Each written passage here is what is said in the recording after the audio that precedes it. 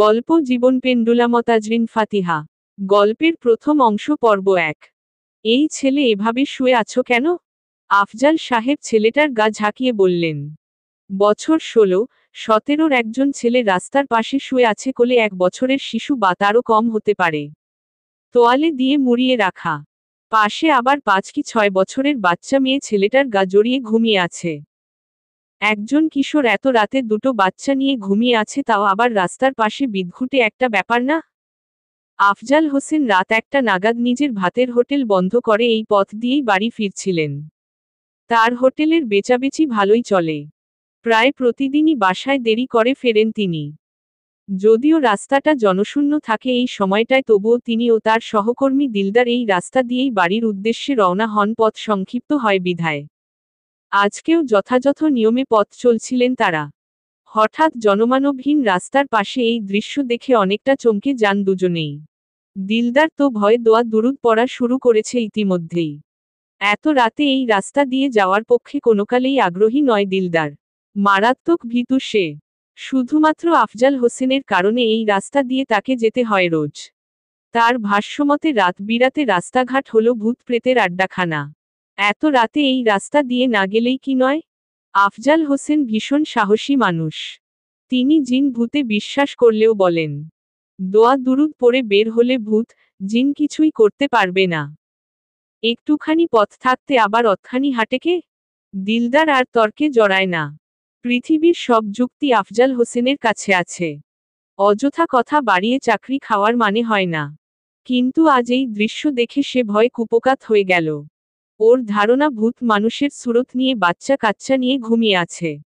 এখন যদি তারা এখান থেকে যায় আর ভূতের ঘুমের ব্যাঘাত ঘটে, তাহলে তাদের দুজনের জীবনের এখানেই দফা রফা। এই ভুতুরে রাস্তায় কে বাঁচাতে আসবে তাদের?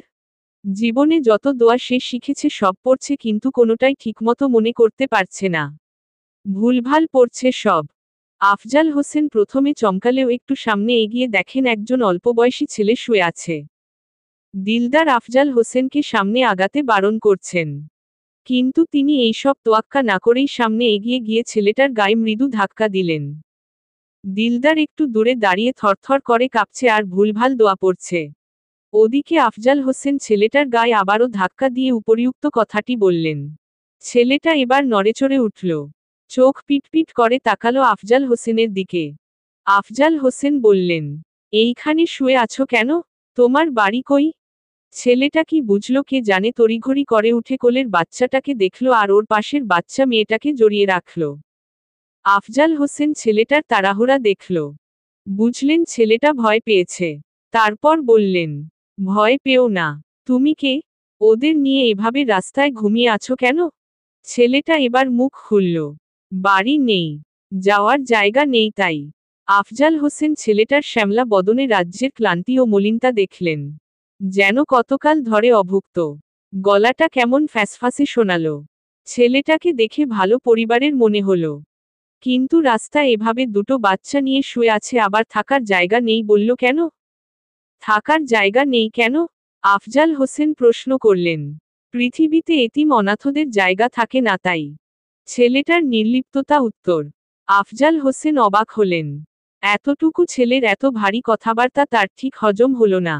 একটু আগে কি বলল এতিম? নিজের প্রথম জীবনের টুকরো কিছু স্মৃতি চোখের সামনে ভেসে উঠল। আফজাল হোসেনের বুকটা ধক করে উঠল। ছেলেটা এতিম মানতে কষ্ট হচ্ছে। উনি নিজেকে সামলিয়ে বললেন, এই বাচ্চা দুটো। আফজাল হোসেনের কথা শেষ করতে না দিয়েই ছেলেটা উত্তর দিল, আমার ভাই বোন। আফজাল হোসেন বাচ্চা দুটোর দিকে তাকিয়ে রইলেন।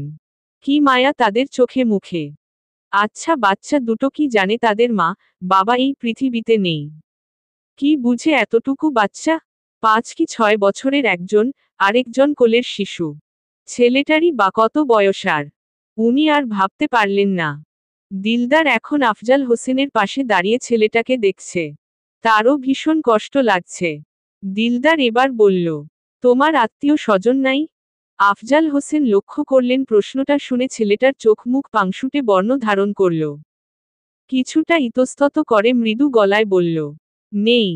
আফজাল হোসেনের মনে হলো ছেলেটা কিছু লুকালো। তাই তিনি আর ঘাটলেন না।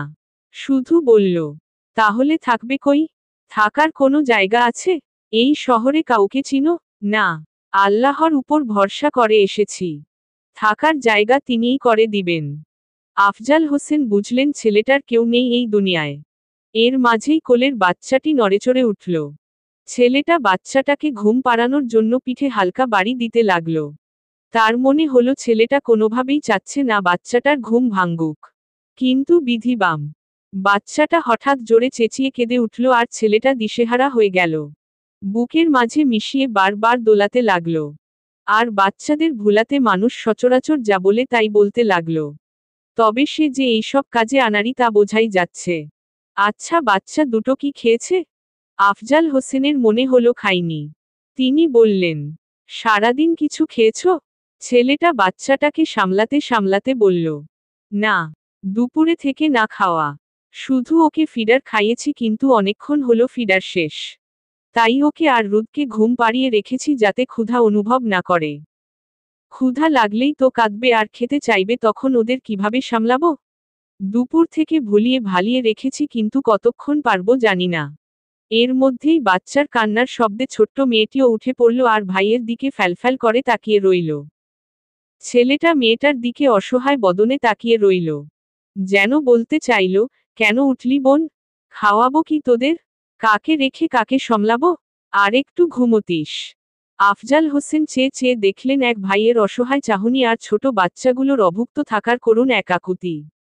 চোখটা ভিজে উঠল কি? ছোট একখানা চৌকি, একটা আধ ভাঙা টেবিল, পুরনো কাঠের আলমারি, একটা আলনা, রং চটা একটা ট্রাঙ্ক, কোণার দিকে হাঁড়ি পাতিল, গ্লাস আর কিছু প্লেট রাখা। রায়হান কোলে বাচ্চাটাকে নিয়ে বসে আছে চৌকির উপর। বাচ্চাটার মুখে ফিটার গোজা।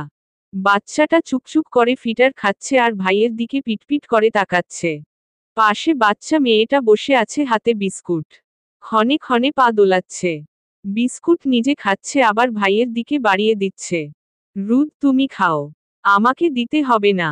রায়হান বলল, নো নো। বিক্ষিপ মুজা। ভাইও খাও। রুদ মাথা দুলিয়ে মজা বুঝালো। রায়হান বোনের দিকে তাকিয়ে রইল। কি মায়া মায়া মুখ। যদি বাবা মার কাছে যাওয়ার বায়না ধরে তাহলে রায়হান কি বলবে? সেদিন মা বাবার খাটিয়ার সামনে বসে পুতুল খেলছিল অবুঝ রুদটা। রায়হানের চোখে পানি দেখে বলেছিল, কান্দু কেন? মা, বাবা যে মারা গেছে সেটাই বুঝতে পারেনি বাচ্চাটা। জাইফ তো 1 বছরের শিশু। ও তো বাবা মার আদর ভালোবাসা বুঝার আগেই এতিম হয়ে গেল। ভঙ্গুর হৃদয় কবর দিয়ে বাসায় এসে দেখল রুদ পড়ে আছে ফ্লোরে। চিৎকার দিয়ে কাঁদছে আর মা বাবার কাছে যাওয়ার বায়না করছে। সামনে দাঁড়িয়ে এক বর্বর নারীমূর্তি। কি অসামান্য ক্রোধ নিয়ে তাকিয়েছিল। সে চলে আসায় রুদকে উঠিয়ে আদর করছিল। এসব ভাবতে ভাবতে রায়হানের চোখমুখ শক্ত হয়ে উঠল। সে ছাড়া বাচ্চা দুটোর পৃথিবীতে কেউ নেই। তারও নেই। এরাই তার সম্বল। বাচ্চা দুটোর বাবাও সে, মাও সে। এইখানে কোনো সমস্যা হইতাছে না তো? একজন মধ্যবয়সী নারী ভিতরে প্রবেশ করতে করতে বলল। হাতে তার ভাতের গামলা আর তরকারি। রায়হান ওনাকে চিনে। আফজাল হোসেনের স্ত্রী। আফজাল হোসেন এখানে এনেই পরিচয় করিয়ে দিয়েছেন। জি না। রায়হানের উত্তর। তাড়াতাড়ি ভাত খাইয়া লও। বাচ্চাটারে আমার কাছে দাও। রায়হানের দিকে হাত বাড়িয়ে দিয়ে বলল নারীটি। রায়হান ভাইকে কে তার কোলে দিল। জয়নব বাচ্চাটাকে কোলে নিয়ে আদর করল। প্রশ্ন করল, তোমার নাম তো শুনছি, ওগো নাম কি? রুদাইফা জিনাত আর রাহমিদ জাইফ। রায়হানের ছোট উত্তর। মাশাআল্লাহ, সুন্দর নাম। প্লেট এগিয়ে দিয়ে জয়নব বলে উঠল। তারপর প্লেটে ভাত তরকারি বেড়ে দিল। ইতস্তত করে রায়হান রুদকে ছোট ছোট লোকমা তুলে খাইয়ে দিচ্ছে। রুদাইফা বেশি খেতে পারল না। একটু আগে বিস্কুট খেয়েছে দেখে রায়হান আর জোর করল না। তুমি আমারে দেইখা অস্বস্তিবোধ কইরো না। আমি তোমার চাচির লাহান। জয়নব চাচি ডাইকো। কথাটা শুনে রায়হান ভাতের লোকমা মুখে দিতে গিয়েও দিল না। জয়নব খেয়াল করল ছেলেটার চোখমুখ শক্ত হয়ে গিয়েছে। ভুল কিছু বলল কি? বুঝতে পারলেন না তিনি। পর্ব 2। রায়হানের মুখে একটু আগের কাঠিন্য ভাবটা আর নেই। খুব শান্ত ভঙ্গিতে ভাত খাচ্ছে সে। পাশে রুদাইফা একমনে বিস্কুটের প্যাকেট দিয়ে খেলছে। জয়নব বেগমের কোলে রাহমিদ ঘুমিয়ে পড়েছে। বাচ্চা মানুষ খিদে আর টয়লেট মিটে গেলেই আর ঝামেলা করে না। জয়নব বেগম বাচ্চাটার দিকে তাকিয়ে রয়েছে। গুলুমুলু আদুরে মুখ, যেন ছুঁয়ে দিলে গলে যাবে। মাশাল্লাহ, নজর যেন না লাগে। একটু আগে রায়হানের থেকে বাচ্চাটার বয়স জেনেছে। এই তো 10 দিন পর 1 বছরে পা দিবে। মেয়েটা 5 বছরের। আফজাল হোসেন রায়হানকে 17 বছরে বয়সী ভেবেছিলেন, কিন্তু ছেলেটার বয়স 19। ইন্টারমিডিয়েট পরীক্ষা দিয়েছে। বাচ্চাগুলো এই বয়সেই এতিম হয়ে গেল। রায়হান ছেলেটার কাঁধেই এখন তাদের গুরু দায়িত্ব। একটা দীর্ঘনিশ্বাস বের হলো জয়নব বেগমের বুক চিরে। অন্ধকার ঘর। রায়হানের বুকের উপর রাহমিদ ঘুমিয়ে আছে। জয়নব বেগম বাচ্চাটাকে তার সাথে নিতে চেয়েছিল, কিন্তু রায়হান দেয়নি। ভাই বোনদের ছাড়া তার ঘুম আসবে না। এক হাত দিয়ে রাহমিদকে আগলে ধরে পিঠের উপর হাতটা হালকা উঠানামা করছে। রাহমিদের মুখটা তার বুকের সাথে লেগে আছে। ঠোঁটের ভিতর আঙ্গুল ঢুকানো। ঘুমের মধ্যেই একটু পর পর আঙ্গুল চুষছে। তার অপর হাত দিয়ে রুদাইফাকে জড়িয়ে ধরা। রুদাইফা ঘুমাচ্ছে না। ভাইয়ের আঙুল ধরে খেলছে। একবার উঠে বসছে, আবার শুয়ে পড়ছে। রুদাইফা দুষ্টুমি করে না। ঘুমাও। রায়হান মৃদু ধমক দিয়ে বলল। বাবু ঘুমাই। রুদ ঘুমাই। রুদ দুষ্টু করে না। রুদ রায়হানের হাতের সাথে মাথা বাড়ি দিয়ে বলে। রুদ সোনা খুব দুষ্টু করে। না ঘুমালে ভূতু এসে রুদ সোনাকে খেয়ে ফেলবে। রায়হান তাকে ঘুম পাড়াতে বলল। ভূতু? রুদাইফা ভয়ার্ত গলায় বলল। হুম, রায়হান উত্তর দিল। আমুর কাছি যাবু, আবু কুই? রুদাইফা কাদো কাদো গলায় শুধালো। রায়হান উত্তর দিতে পারল না আর। বুকটা মোচড় দিয়ে উঠল তার। এখন রুদকে কি উত্তর দিবে সে? কেন সে ভূতের ভয় দেখাতে গেল? রুদটা তো ভয় পেলেই বাবা মার কোলের মধ্যে ঢুকে থাকত। সে কিভাবে তা ভুলে গেল? এখন কিভাবে সামাল দেবে রুদকে? এদিকে রুদ কান্না গলায় ভাইয়ের দিকে তাকিয়ে আছে উত্তরের আশায়। রায়হান রুদাইফাকে বুকের মধ্যে টেনে আদুরে গলায় বলল। আব্বু, আম্মু তো বেড়াতে গিয়েছে সোনা। এই তো কয়েকদিন পরই চলে আসবে।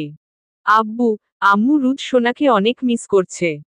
শীঘ্রই এসে পড়বে যদি রুদ সোনা কোনো দুষ্টু না করে, ভালো বাচ্চার মতো ঘুমায়, খায়, ভাইউর কথা শুনে। রুদ মিশর আমু, আবু। রুদ কোনো দুষ্টু করবে না। ভাইউর কথা শুনবে। রুদ ভালু। রুদাইফা ভাইয়ের গলা জড়িয়ে বলে। রায়হান রুদের মাথায় হাত বুলিয়ে দিতে দিতে বলল। রুদ সোনা, ভাইউর কানে কানে কবিতা শোনাও তো। রুদ না সুন্দর সুন্দর কবিতা পারে? হাম। রুদাইফা ভাইয়ের গলা জড়িয়ে আস্তে আস্তে বলতে লাগল। Johnny Johnny. Yes papa. Eating sugar. No papa. Open your mouth. Ha ha ha. Rudaifa লাস্টের লাইন বলতে গিয়ে জোরে হেসে দিল, সাথে রায়হানও। রাহমিদ নড়ে উঠায়, সাথে সাথে রুদকে চুপ করতে বলল, কিন্তু রুদ হেসেই যাচ্ছে। রায়হান বোনের হাসি মুখের দিকে তাকিয়ে রইল আর প্রার্থনা করল সারাজীবন যেন তার ভাইবোন এভাবেই হাসতে থাকে। ইনশা আল্লাহ একটুও কষ্টের আজ তাদের গায়ে সে পড়তে দিবে না। কিন্তু বাবা মা বিহীন নিঃস্ব রায়হান তা কতটুকু বাস্তবায়ন করতে পারবে আল্লাহ তায়ালাই ভালো জানেন। সকাল 6টা বাজে। আফজাল হোসেনের বাড়িটা টিনশেডের। স্বল্প ভাড়ায় কয়েকটা নিম্নমধ্যবিত্ত পরিবার এখানে ভাড়া থাকেন। ঢাকা শহরের মতো জায়গায় এত কম টাকায় ভাড়া থাকা অমাবস্যার চাঁদের মতো। বাড়িটাই টয়লেট দুটো, রান্না ঘর দুটো, একটায় আফজাল হোসেনের ঘরের ও হোটেলের রান্না বান্না হয়, আরেকটায় ভাড়াটিয়ারা রাঁধেন। সকালের এই সময়টায় ভিড় লেগে যায় রান্নাঘরে। পুরুষদের তারা থাকে কর্মস্থলে যাওয়ার জন্য, তাই মহিলারা আগেভাগেই উঠে রান্নার কাজটা সেরে ফেলেন। চুলা 4টা, তাই অতটা ঝামেলা কাউকেই পোহাতে হয় না। এইসব ভাড়া ঘরে তো ঝগড়া মারামারি অহরহ ঘটনা। কিন্তু আফজাল হোসেন নির্ভেজাল মানুষ।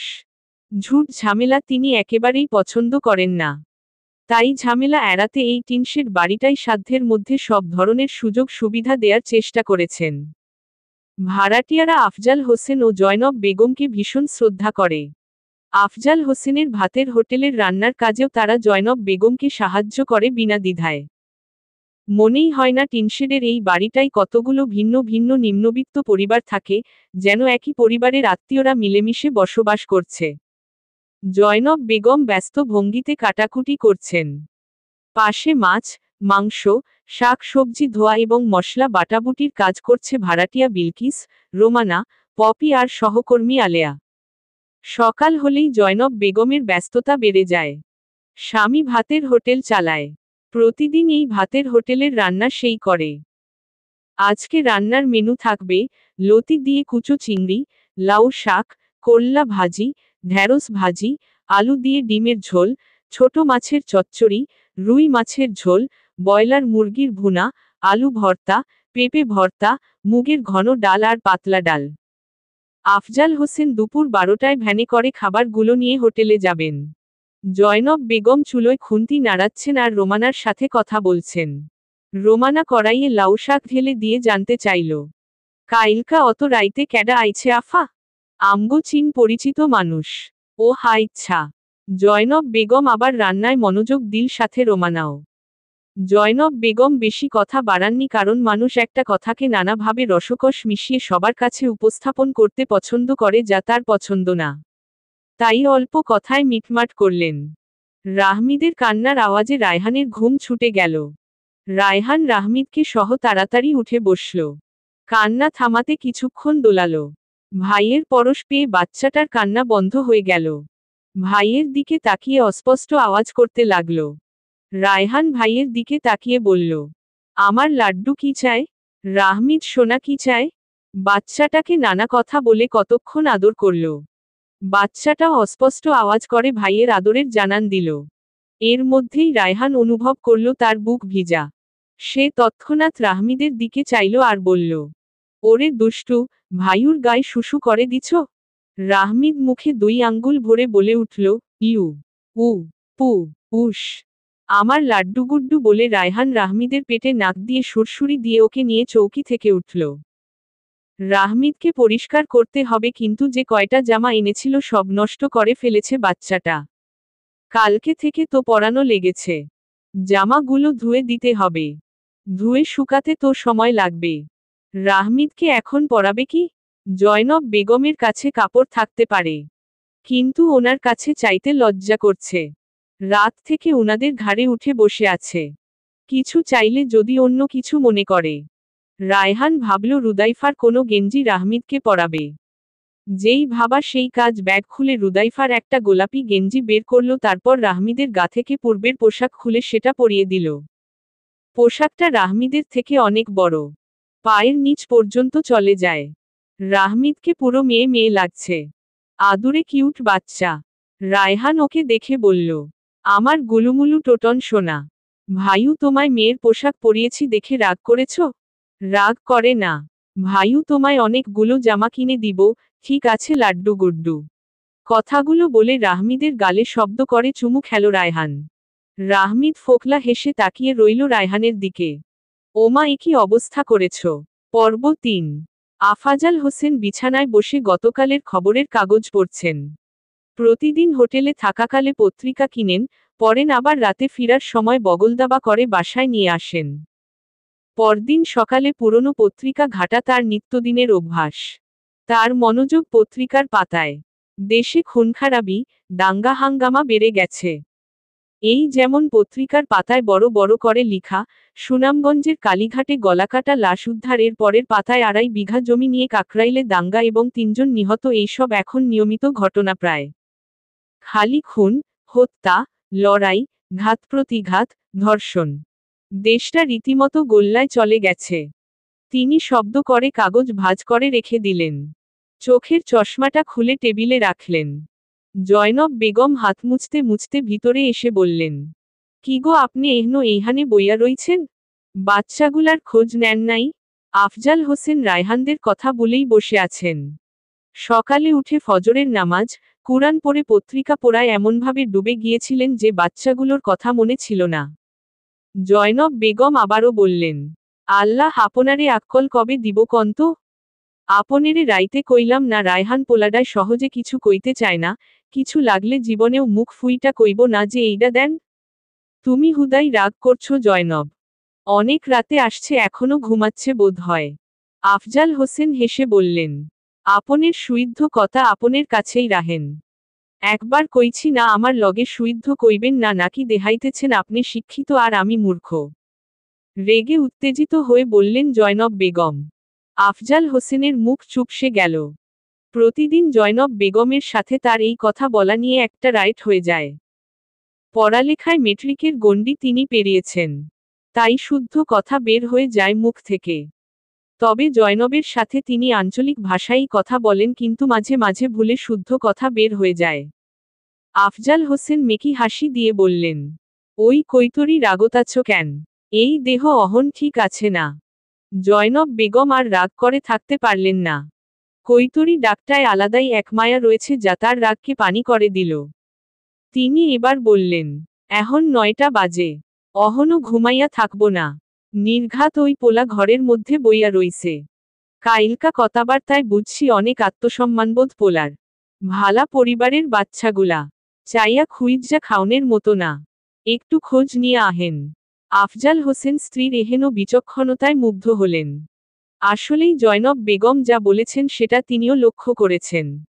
ছেলেটা কালকে রাতে তাকে বলছিল, আঙ্কেল একটা কাজের ব্যবস্থা করে দিবেন। ওদের নিয়ে উঠার মতো জায়গা নেই। কম ভাড়ায় একটা রুমের ব্যবস্থা করে দিলে মাস শেষে খেয়ে পড়ে যেন থাকতে পারি। আফজাল হোসেন তখনই তাদেরকে সাথে করে নিয়ে এসে তার ভাড়া ঘরটায় থাকতে দেন।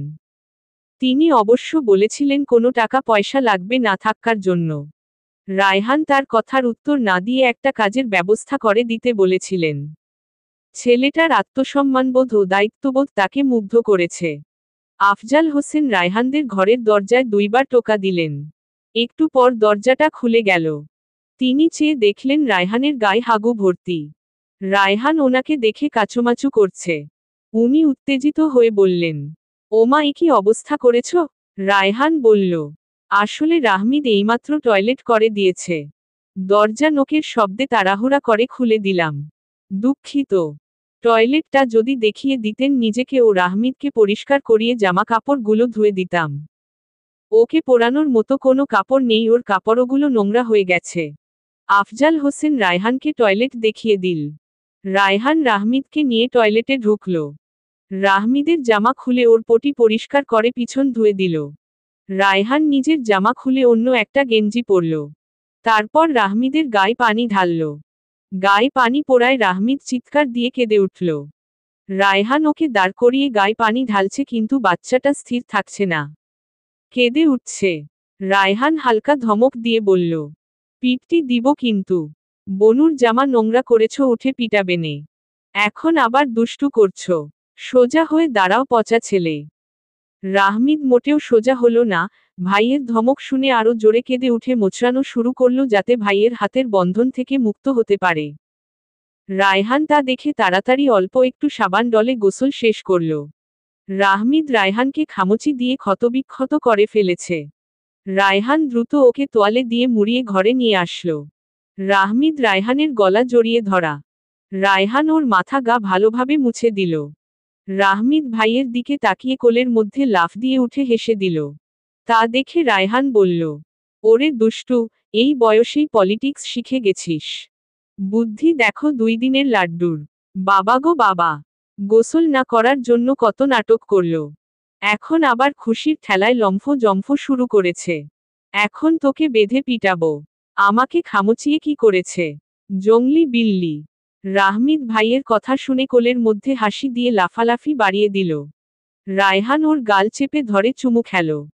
ওরে জাদুরে, লাড্ডুরে, গুলুমুলুরে, টোটনরে বলে ওর পেটের মধ্যে নাক চেপে, গালে গাল ঘষে আদর করতে থাকল। আদর করতে করতে শোয়ায় দিল। তারপর ওর গালে গাল লাগিয়ে বলল, আমার লাড্ডু গুড্ডু, ভাইউ জামা কাপড় ধুয়ে আসি। তুমি বনুর পাশে শান্ত হয়ে খেলো, ঠিক আছে? কথাটা বলে ব্যাগ থেকে কিছু খেলনা ওর হাতে আর পাশে ছড়িয়ে দিল। সাথে মাথার বালিশ চারপাশে বর্ডার করে দিল যাতে হামাগুড়ি দিয়ে পড়ে না যায়। রুদ এলোমেলো হয়ে ঘুমিয়েছিল।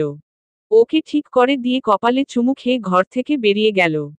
রায়হান টয়লেটের সামনে এসে দেখে কিছু মহিলা দাঁড়ানো। তারা টয়লেটে বাচ্চাদের জামা কাপড় দেখে নানা কথা বলছে। জয়নব বেগম কলে হাত ধুতে এসে দেখেন রায়হান আর্স ভঙ্গিতে দাঁড়িয়ে আছে মহিলাদের দেখে। সে দ্রুত সেখানে গিয়ে সবাইকে বলল, এইখানে জটলা পাকায় রাখছো কেন? যাও নিজে গো কামে। ভাড়াটিয়া একজন বলল, ভাবি টয়লেট করতে আইসা দেখি বাচ্চাগো জামা কাপড়ে ভরা। এত জামা একদিনে ভিজাইছে কোন বেককল কন্ত? আমরা টয়লেটে যামু না। জয়নব বেগম বুঝলেন রায়হান না বুঝে সবগুলো কাপড় ভিজিয়ে ফেলেছে। এই পরিবেশে নতুন বলে বুঝতে পারেনি। এটা যদি এরা জানে তাহলে তুলকালাম লাগিয়ে দিবে, যেহেতু এই ভাড়া বাসাগুলোর টয়লেটের চাহিদা বেশি, লাইন ধরে দাঁড়িয়ে থাকতে হয়। তাই তিনি বললেন, আমাগো মেহমানের বাইচ্চার জামা কাপড় এগুলান। তোমরা অন্য টয়লেটে কাম সারো আইজকার লাইগগা। জয়নব বেগমের কথা শুনে তারা প্রস্থান করে, কারণ মালিকের আত্মীয় হইলে তাদের এইখানে কিছু বলার নাই। জয়নব বেগম রায়হানকে জামা কাপড় ধুতে বলে চলে গেল রান্নাঘরে। রায়হানদের নাস্তা দিতে হবে। বেলা অনেক হলো, বাচ্চাগুলো না খেয়ে আছে। রায়হান কাপড় দ্রুত ধুয়ে শুকাতে দিল। ঘরের দরজার সামনে দাঁড়িয়ে দেখল রুদাইফা উঠে গেছে। রাহমিদ রুদাইফার চুল ধরে টানছে আর রুদ ছড়ানোর চেষ্টা করছে। রাহমিদ বোনের দিকে হামাগুড়ি দিয়ে এগিয়ে আসলো আর হাত বাড়িয়ে দিল। রুদ ওকে কোলে নিল, যদিও ভালো করে পারেনি। এই দৃশ্য দেখে রায়হানের চোখ জড়িয়ে গেল। রায়হান ভিতরে ঢুকে বলল, রুদ সোনা উঠে গেছো, বাবুনকে দাও, চলো হাত মুখ ধুয়ে দেই। রুদ রাহমিদকে ভাইয়ের কোলে দিল। রায়হান রাহমিদকে কোলে নিয়ে রুদকে হাত মুখ ধোয়াতে টয়লেটে নিয়ে গেল। রুদ টয়লেট করে বের হলে রায়হান রাহমিদকে কোলে নিয়েই রুদকে ব্রাশ করিয়ে হাত মুখ ধুয়ে দিল। রাহমিদ মোটেও স্থির থাকছে না। দুজনকে সামলাতে রায়হান হিমশিম খেল আর দীর্ঘ নিঃশ্বাস ফেলল। একদিনেই এই অবস্থা হলে সামনের দিনগুলো কিভাবে পার করবে? রায়হান বেশ বুঝতে পারল আগামী দিনগুলো তার জন্য মারাত্মক চ্যালেঞ্জের হতে যাচ্ছে। চ্যালেঞ্জের নাম বাচ্চা সংসার নামক যুদ্ধ। পর্ব 4। রায়হান রুদের হাত মুখ ধুয়ে ওকে নিয়ে ঘরে আসলো। রাহমিদকে কোল থেকে নামিয়ে বিছানায় শুইয়ে দিল। বাচ্চাটা হাত পা ছড়িয়ে খেলতে লাগলো। রায়হান ব্যাগের মধ্যে চিরুনি খুঁজতে গেল। রুদ রাহমিদের সাথে খেলছে। রাহমিদ বোনকে দেখে হাত বাড়িয়ে ফিচ ফিচ করে হাসল। রুদ রাহমিদের গালে গাল ঘষল আর আদর করল। রাহমিদ বোনকে কাছে পেয়ে বোনের খোলা চুলে হাত ঢুকিয়ে টানতে লাগল। এতে রুদ ব্যথা পেয়ে চিৎকার দিয়ে উঠে রাহমিদের পিঠে কিল বসিয়ে দিল। রাহমিদের হাসি বন্ধ হয়ে গেল। সে ফ্যালফ্যাল করে বোনের দিকে কিছুক্ষণ তাকিয়ে থেকে জোরে কেঁদে উঠল। রায়হান চিরুনি খোঁজা বাদ দিয়ে দ্রুত রাহমিদের কাছে আসলো। রুদ ভয় পেয়ে গেল। ও তো অতটা জোরে মারেনি। তাহলে বাবুন কাঁদল কেন? রায়হানকে পেয়ে রাহমিদের কান্না আরো বেড়ে গেল। রায়হান ভাইকে কোলে নিয়ে হাঁটতে হাঁটতে বলতে লাগলো, আমার লাড্ডুর কি হয়েছে? এই তো ভাইয়া। কি হয়েছে, কাঁদে কেন? আমার টোটন গোল্লার কি খিদে পেয়েছে? এই তো ভাইউ খাবার দিব। কাঁদে না, একদম কাঁদে না। কে কাঁদিয়েছে আমার লাড্ডুকে? কার এত বড় সাহস? রাহমিদের কান্না কিছুটা কমে গেল। ফোপাচ্ছে বাচ্চাটা। রায়হান ভাইয়ের পিঠে হাত বুলাতে বুলাতে হাঁটতে লাগল। রুদ কাচুমাচু করছে। কিছুক্ষণ হাঁটার পর বাচ্চাটা ভাইয়ের কোলে শান্ত হয়ে পড়ে রইল। রায়হান এবার রুদের দিকে তাকালো। দেখল রুদ বালিশে মাথা দিয়ে ফোপাচ্ছে। ফুস করে একটা নিঃশ্বাস ছাড়ল। বুঝতে পারল রুদি কিছু করেছে। রুদ যদি কখনো কোনো কাণ্ড ঘটাতো তখন এরকম বালিশে মুখ ঢুকিয়ে কাঁদত। নিশ্চয়ই রাহমিদকে মেরেছে, না হলে বাচ্চাটা কি সুন্দর হাসছিল, হঠাৎ করে এত জোরে কেঁদে উঠবে কেন? রায়হান রাহমিদকে কোলে নিয়ে রুদের কাছে গেল। বোনের কাছে বসে মাথায় হাত বুলিয়ে বলতে লাগল, ভাইকে মেরেছ রুদ? ভাই ব্যথা পেয়েছে না? ভালো বাচ্চারা কাউকে মারে না। আদর করে দাও ভাইকে। ওঠো সোনা। রুদ ভাইয়ের শান্ত কথায় কেঁদে উঠে ভাইয়ের কোলে মুখ লুকালো। রায়হান ওর মাথায় হাত বুলিয়ে দিতে থাকল। রাহমিদ মুখে আঙ্গুল ভরে ভাইয়ের ঘাড় থেকে মুখ তুলে বোনের দিকে তাকালো। রায়হান ওর দিকে তাকিয়ে গালে গাল ঘষে চুমু দিল। রাহমিদ বোনের দিকে তাকিয়ে আবার মুখ ঘুরিয়ে ভাইয়ের কাঁধে মুখ লুকালো, যেন বলতে চাইল তোমার আদর লাগবে না। রুদের কান্না কিছুটা কমে এলে রায়হান আবারও তাকে ভাইকে আদর করতে বলল। রুদ এবার নাক টেনে বলল, বাবুন চুলি বিথা দিছে, তাই মেরেছি, কিন্তু বেশি জোরে দি নাই। রাহমিদ রুদ্দের কথা শুনে ভাইয়ের ঘাড় থেকে মুখ উঠিয়ে বোনের দিকে উকি মারল। তারপর ভাইয়ের দিকে ফুলো ফুলো গালে তাকিয়ে রইল। রায়হান রুদকে উঠালো।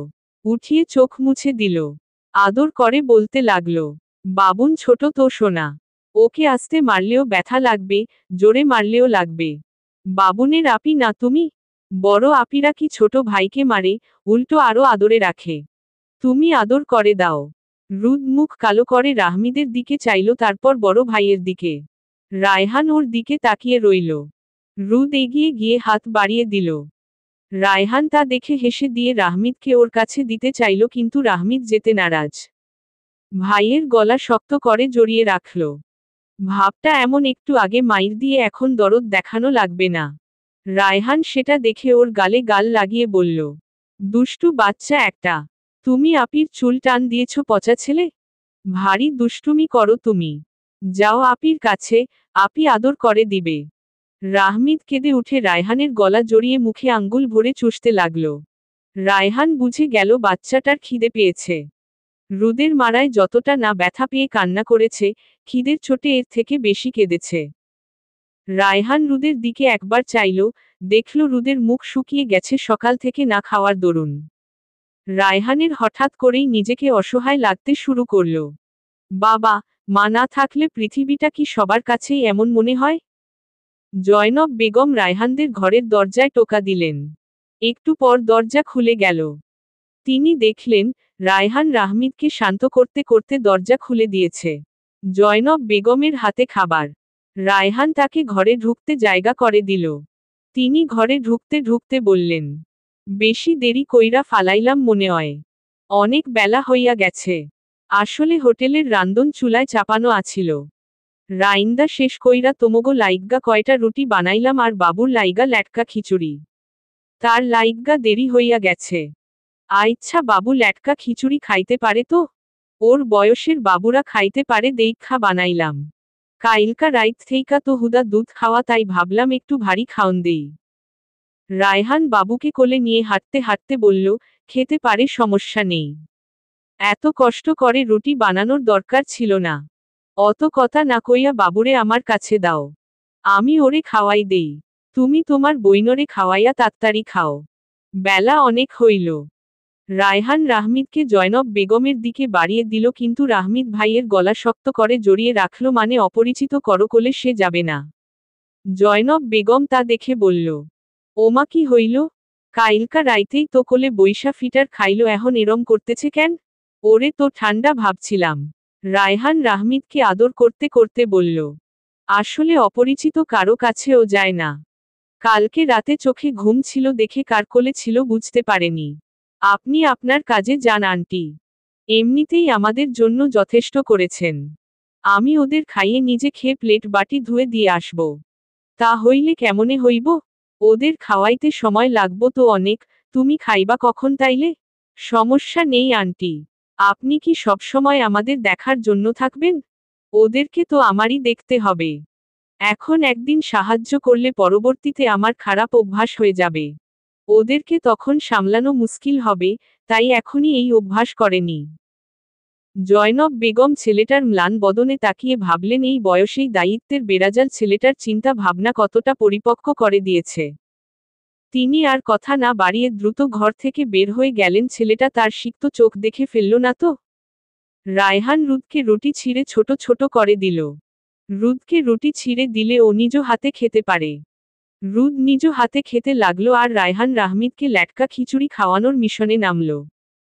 রাহমিদকে কোলে শুইয়ে বুকের উপর তাওয়াল দিয়ে দিল, যাতে নড়েচড়ে খাবার শরীরে ভরে না ফেলে। চামচে করে রাহমিদের মুখে কয়েকবার দিল। হঠাৎ করে বাচ্চাটা খাবার মুখ দিয়ে ফেলে দিল। রায়হান কয়েকবার চেষ্টা করেও ওকে খাওয়াতে পারল না। শেষে বিরক্ত হয়ে ধমক দিয়ে বলল, খুব জ্বালাচ্ছ রাহমিদ, পিটাবনে এখন। 5 চামচ খাওনি, খাও। রাহমিদ ভাইয়ের ধমক শুনে ঠোঁট ভেঙে কেঁদে দিল। রায়হান ওকে বুকের সাথে মিশিয়ে আদর করল, তাও বাচ্চাটার কান্না থামল না। রায়হানের নিজেরই কান্না এসে গেল। সে রুদের দিকে তাকিয়ে দেখল রুদ রুটি খেতে গিয়ে বেশিরভাগ ফেলে দিচ্ছে। তার মা, বাবাকে খুব করে মনে পড়ল। রাহমিদ, রুদ খেতে না চাইলে মা কত কি করত। ওরা খেতে না চাইলে মা বকা দিলে, বাবা উল্টো মাকে বকা দিত। চোখের সামনে সেই সব স্মৃতি ভেসে উঠতে লাগল। রায়হানের চোখ ছলছল করে উঠল। কিভাবে সে 2 ভাইবোনকে মানুষ করবে? এটা তো কেবল শুরু, এখনো কত পথ বাকি। এই সব ভাবতে ভাবতে রায়হানের চোখ দিয়ে 2 ফোঁটা অশ্রু গড়িয়ে পড়ল কান্নারত ছোট ভাইয়ের মুখে। আফজাল হোসেন ও তার সহকর্মী দিলদার ভ্যান গাড়িতে করে খাবার নিয়ে হোটেলে চলে গিয়েছে। জয়নব বেগম স্বামীকে বিদায় দিয়ে এসে দেখলেন রায়হান কলপারে থালা বাসন ধোয়ার জন্য দাঁড়িয়ে আছে। ভাড়াটিয়ারা নিজেদের থালা বাসন পরিষ্কার করছে আর রায়হানের দিকে তাকিয়ে ওকে কিছু জিজ্ঞাসা করছে। তিনি দ্রুত সেখানে গেলেন। গিয়ে শুনতে পেলেন একজন জিজ্ঞাসা করছে, আচ্ছা তুমি জয়নব বুবুগো কেমন আত্মীয় লাগো? তোমারে সকালেও দেখলাম টয়লেটে কতগুলা বাবুর কাপড় ভিজাইয়া রাখছো, তোমার মা বাবা কই? হ্যাগো তো দেখলাম না। রায়হান উত্তর দিতে পারল না। কেমন হতভম্ব হয়ে দাঁড়িয়ে থাকল, যেন এই রকম ভারী প্রশ্নের উত্তর তার জানা নেই। জয়নব বেগম দ্রুত বললেন, তোমার এত কৌতূহল কেন সব কিছুতে ময়নার মা? ওয়ে আমগো কেমন আত্মীয় লাগে হেইডা যাইনা তোমার কি কাম? নিজের চরকায় তেল দিতে পারো না? খালি এর কি হইছে, ওর কি হইছে, কেন এগুলান হইল এইসব জিগাইয়া তোমার কি কোনো লাভ আছে? এইসব কথা কইয়া ওরে আর বিব্রত করবা না কইলাম। নিজের কাম সাইরা তত্তারি সরো এইহান্তে। আমরাও কাম করমু, দাঁড়াইয়া থাকনের সময় নাই। ময়নার মা প্রচণ্ড অপমানিত বোধ করল। নিজের থালাবাসন ধুয়ে দ্রুত সেখান থেকে চলে গেল। রায়হান থালাবাসন হাতে নির্জীবের মতো দাঁড়িয়ে রইল। আজকে একজন জিজ্ঞাসা করছে, কালকে আরো কতজন কত কি জিজ্ঞাসা করবে, এটা তো মাত্র শুরু। এইসব ভেবেই নিজের ভাগ্যের উপর হাসল। পর্ব 5। এই দিলু 1 প্লেট ভাত দে দ্রুত। দিলদার টেবিলে টেবিলে কাস্টমারকে খাবার দিচ্ছিল। এর মধ্যেই প্রতিদিনের কাস্টমার হাফিজ ভাই এসেই উক্ত কথাটা বললেন। দিলদার প্লেটে ভাত বেড়ে হাফিজ ভাইয়ের টেবিলে দিয়ে গেল। সাথে দিল আলু ভর্তা আর মুগের ডাল। এই লোক জীবনেও মাছ গোশত খায় না। খায় না নাকি পকেটে টাকা নেই কে জানে। তবে দিলদার তার কর্মজীবনে এখন পর্যন্ত তাকে এসব খেতে দেখেনি। খুব বেশি হলে ডিম দিয়ে খায়, এর বেশি কিছু খেতে দেখেনি। দিলদার আবার নিজের কাজে ব্যস্ত হয়ে পড়ল। আফজাল হোসেন কাশিয়ারে বসে আছেন আর পেপার পড়ছেন। এর মধ্যেই হোটেলে এলাকার বখাটে রুস্তম হাজির তার সাঙ্গপাঙ্গ নিয়ে। দিলদার চরম বিরক্ত হল। এই লোক ও তার সঙ্গীরা এসেই তার নামের দফারফা করবে, তাকে নিয়ে মজা করবে। এর সাথে যে তার কিসের শত্রুতা আল্লাহ মাবুদি ভালো জানেন। একে দেখলেই সে দূরে দূরে থাকে, কিন্তু ভাগ্য খারাপ বলে এই বাদাইম্মা গুলোর সাথে প্রতিদিন আল্লাহ তাকে সাক্ষাৎ করাই। সে হতাশ, চরম হতাশ। রুস্তম এসেই দিলদারকে নাটকীয় ভঙ্গিতে বলতে শুরু করল, এই কে কোথায় আছিস, তাড়াতাড়ি কইয়া ফেলা কমেডি ম্যান দিলদার কোথায়? দিলদার কোনো সাড়া দিল না। এর কাজ এসেই ঢঙের আলাপ করা। মেজাজ গরম হয় তার। বখাটে রুস্তম ও তার সাগরেদোরা একটা টেবিলে বসে সেটার উপর বাড়ি দিতে দিতে গেয়ে উঠল। ভাত বেচা দিলদার বানাইল মোরে বৈরাগী, দিলদারের হোটেলে ভাতও খাইলাম, ডাইলও খাইলাম। ভাত আর ডাইল দিয়া বানাইলাম মিক্স খিচুড়ি। ওরে ভাত আর ডাইল দিয়া বানাইলাম মিক্স খিচুড়ি। ভাত বেচা দিলদার বানাইল মোরে বৈরাগী। ই ই রুস্তমের সব চেলাপেলা গান শেষে চিৎকার করে উঠল। তারই দলের সবুজ চিৎকুর দিয়ে বলে উঠল, ভাই আপনি একখান চিজ, কি মিলাইছেন ভাই? আহা! আরেক চেলা তাল মিলিয়ে বলল, হ ভাই আপনি জিনিস, ভাই জিনিস। রুস্তম এতক্ষণ এত প্রশংসায় গদগদ হয়ে যাচ্ছিল। নিজের সামনের চুল, যদিও চুল নাই, হালকা একটু মাথার টাকের সাথে ঝুলে আছে সেটাই পিছনের দিকে নেয়ার একটা পোজ দিচ্ছিল। হঠাৎ জিনিস বলায় খেপে গেল। এটা আবার কেমন প্রশংসা? জিনিস মানে কি? সে কেন জিনিস হতে যাবে? সে রাগান্বিত কণ্ঠে ওই ছেলার দিকে তাকিয়ে বলল, জিনিস মানে কি? এক চড়ে দাঁত ফালা দিমু তোর? আমি কি বেচাবেচির কিছু? ফাউল কোনহানের? ওই ছেলার নাম বাচ্চু। সে থতমত খেয়ে গেল। সে তো ওই জিনিসের কথা বলেনি। বলেছে ওই যে বুদ্ধিমান গোকয়, এইটা কিন্তু ভাইয়ে দেখি রাইগা গেছে।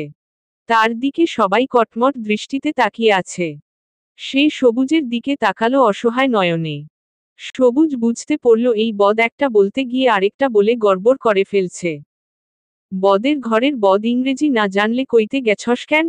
তাই সে দ্রুত মফিজ ভাইকে ঠান্ডা করতে বলল, ভাই আপনি জানেন না এই ছাগলে ইংরেজি জানে না? ওই মূলত কইতে চাইছিল জিনিয়াস। কইয়া ফেলাইছে জিনিস। কইতে পারে না তো তাই। আপনি রাগ কইরেন না। রুস্তম এবার ঠান্ডা হলো। পড়ালেখা তার ক্লাস 8 পর্যন্ত। সে জানে জিনিয়াস মানে কি, আর কিছু বলল না। পোলায় তো প্রশংসাই করছে, তাই রাগ কমে গেল তার। হঠাৎ দিলদারের কথা মনে পড়ায় জোরে হাঁক দিয়া ডাকল। আমার দিল আহে না ক্যা? দিলদার ভেবেছিল এই আপদ আজকে রেগেমেগে বিদায় হবে, সে খুশি হয়েছিল প্রচুর, কিন্তু ওই যে তার কপাল। তুই বেডা মানুষ, তুই ইপটিজিং করবি মাইয়া মাইনসেরে, তা না কইরা এই আপদ তার পিছনে লাগছে কেন? উফাফ, একটা বিহিত করতেই হবে এই ফাউল লোকের। বিরক্ত হয়ে দিলদার সেখানে গিয়ে বলল, ভাই আপনের সমস্যাটা কি একটু খুইল্লা কন্ত? আপনি কি ওই যে বেডা বেডা আকর্ষণ থাহে হেই রকমের কিছু? রুস্তম না বুঝে বলল, কি কইলি? কইলাম আপনি কি বেডা বেডা যে করে, ওই যে আছে না ওইরকম কিছু কিনা? বেডা বেডা করে মানে? রুস্তম হতভম্ব গলায় জানতে চাইল। হেইডা তো আমার থেইকা আপনের ভালো জানার কথা। রুস্তমের দলের সব লোক বড় বড় চোখ করে দিলদারের দিকে তাকিয়ে আছে। কামাল ফট করে বলে উঠল, তুই কি গে গো কথা কইলি? গে মে কইতে পারুম না, কিন্তু যেইডাই হোক, ওইডাই কিনা জিগাইছি। দিলদার সরল ভঙ্গিতে দাঁড়িয়ে বলল। রুস্তম তোরাক করে উঠে দিলদারকে একটা চর বসিয়ে দিল। হোটেলের সবাই এতক্ষণ ভয়ে ভয়ে ছিল এই বখাটে কোনো গন্ডগোল করবে কিনা। আজকে রুস্তমের মন মেজাজ ভালো ছিল বলে ভেবেছিল কিছু করবে না, কিন্তু দিলদারের এই কথা শুনে সবারই ভয় লাগা শুরু হয়েছিল আজকে তুলকালাম না হয়ে যায়। ঠিক ভেবেছিল তারা। রুস্তম বখাটে বেজায় খেপেছে। আফজাল হোসেন একটু কাজে বাইরে গিয়েছিলেন। এসেই দিলদারকে গালে হাত দিয়ে দাঁড়িয়ে থাকতে আর রুস্তমকে রাগে কাঁপতে দেখে দ্রুত সেখানে গেলেন। তিনি জিজ্ঞাসা করলেন, কি হয়েছে, এত ভিড় কেন এখানে? রুস্তম আফজাল হোসেনকে কিছু না বলে দিলাদারের দিকে তাকিয়ে বলল, মজা করি দেইখা আমারে ফাউল মনে হয়। এইসব ফাউল ভাবনা তোর মাথায় আহে কেমনে? তোরে ছোট ভাই ভাইবাই একটু মজা করি আর তুই, ছি। দিলদার এমনিতেই ভীতু। আজকে রুস্তম ভাইয়ের এত রাগ দেখে ভীষণ ভয় পেল। সে এইসব বলতে চায়নি। একবার মাসুদ ভাই বলেছিল, যখনই রুস্তম তোরে খেপাইব তুই সাহস কইরা এই কথা কইয়া দিবি, দেখবি আর খেপাইব না, শরমে পালাইব। প্রতিদিন খেপানো কার ভালো লাগে, তাই তো আজকে সাহস করে বলেছে। কিন্তু বুঝতে পারেনি কথাটা অনেক খারাপ কিছু মিন করে। সন্ধ্যা নেমেছে একটু আগে। রায়হান রাহমিদকে ঘুম পাড়িয়ে দিয়েছে। বাচ্চাটা ঘুমে ঢুলছিল। ওকে ঘুম পাড়িয়ে রুদের কাছে গেল চিরুনি নিয়ে। রুদকে বলল, রুদ সোনা ভাইউর কাছে আসো, চুলে তেল দিয়ে বেঁধে দেই। চুলে জট পাকিয়ে ফেলেছ তো? রুদ ভাইয়ের কথা শুনে ভাইয়ের কাছে গেল। রায়হান রুদের মাথায় খুব যত্ন সহকারে তেল দিয়ে আছড়ে দিল। রুদ শান্ত বাচ্চার মতো বসেছিল। বেনি করার সময় রায়হান বলল, রুদ ভাইউকে এ বি সি গুলো শোনাও তো একদম জেড পর্যন্ত। রুদ শুনালো। রায়হান মনোযোগ দিয়ে শুনল আর বলল, গুড। আমার রুদ শোনা দেখি পুরোটা পারে। বলো তো রুদ, স্বরবর্ণ আর ব্যঞ্জনবর্ণ কয়টি? স্বরবর্ণ 11টি, ব্যঞ্জনবর্ণ 39টি। ব্যঞ্জনবর্ণ 40টি শোনা। খকে বাদ দেয় দেখে 39টি ধরা হয়। খও কিন্তু একটি ব্যঞ্জনবর্ণ। আগে একে ধরা হতো না, বর্তমানে ধরা হয়, বুঝেছ সোনা? বুঝিছি। Good, very good. রায়হানের চুল বাঁধা শেষ। রুদকে একটা স্কুলে ভর্তি করে দিতে হবে। রায়হানের দ্রুত একটা কাজের প্রয়োজন। ভাইবোনদের একটা সুন্দর ভবিষ্যৎ তাকে নিশ্চিত করতে হবে। আজকে আফজাল হোসেন বাসায় আসলে তার সাথে কথা বলতে হবে। আগামী দিনের চিন্তায় তার ঘুম হারাম হয়ে গিয়েছে। বাচ্চা দুটোর একটা গতি না করা পর্যন্ত এই চিন্তার শেষ হবে না বোধ হয়। পর্ব 6। রাত 10টা। রাহমিদ ঘুম থেকে উঠে গিয়েছে। উঠেই আশেপাশে কাউকে না দেখে চিৎকার দিয়ে কান্না শুরু করেছে। রায়হান রুদকে নিয়ে টয়লেটে গিয়েছিল। রাহমিদের কান্নার শব্দে দ্রুত রুমে ছুটে এলো। ওকে কোলে নিয়ে আদর করতে করতে শান্ত করতে লাগলো।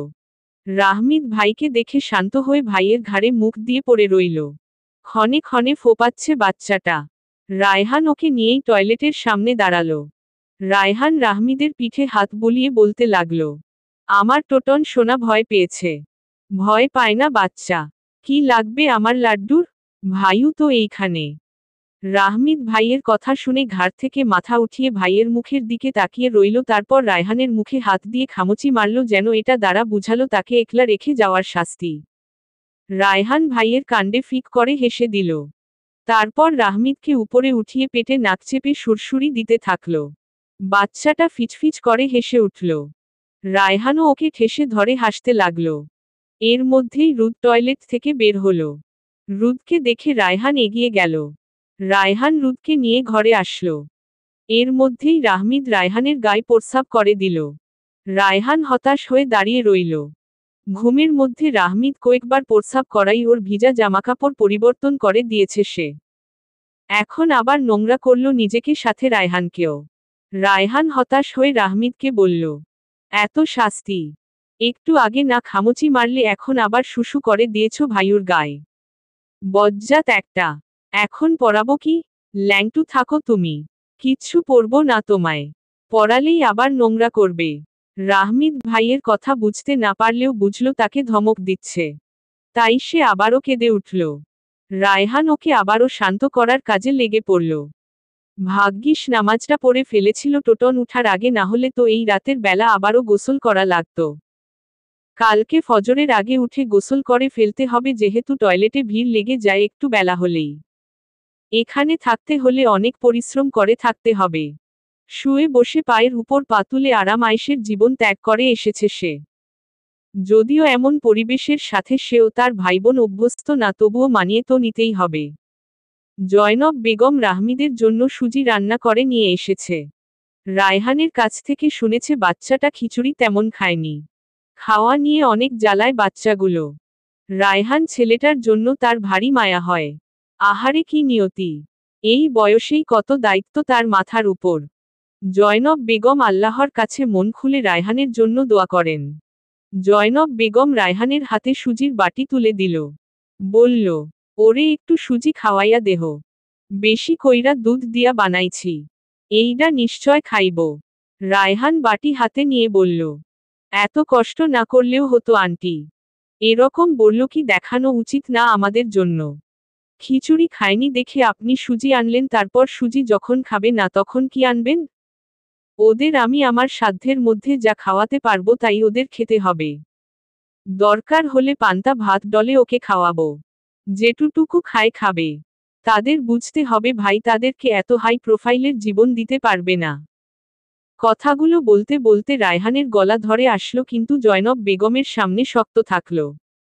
জয়নব বেগম কিছু বলার ভাষা পেলেন না। জয়নব বেগম যদি বলে তিনি খাওয়াবেন, তাহলে তিনি নিশ্চিত রায়হান আর 1 মিনিটও এখানে থাকবে না। এই ছেলের আত্মমর্যাদা অনেক, তা 2 দিনে তিনি ভালোই বুঝেছেন। আর তাছাড়াও তাদেরও তো 3 জনের ভরণপোষণের দায়িত্ব নেওয়া সম্ভব না। আবেগ দিয়ে ভাবলেই তো হবে না, বিবেক দিয়েও ভাবতে হবে। মৌনতা ভেঙে জয়নব বেগম শুধু বলল, রুদ্রে তো আগেই খাওয়াইয়া দিছ, তোমারে খাউন দিমু? রাহমিদরে খাওয়াইয়া তুমি 4টা খাইয়া লও। না আন্টি, এখন খাবো না।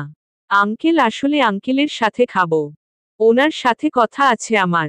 আপনাদের ঘাড়ের উপর আর কয়দিন? কিছু তো একটা করতে হবে। বসে থাকলে তো আর চলবে না। আইচ্ছা, তোমার আঙ্কেল আইলে তোমারে ডাইকা দিমুনি।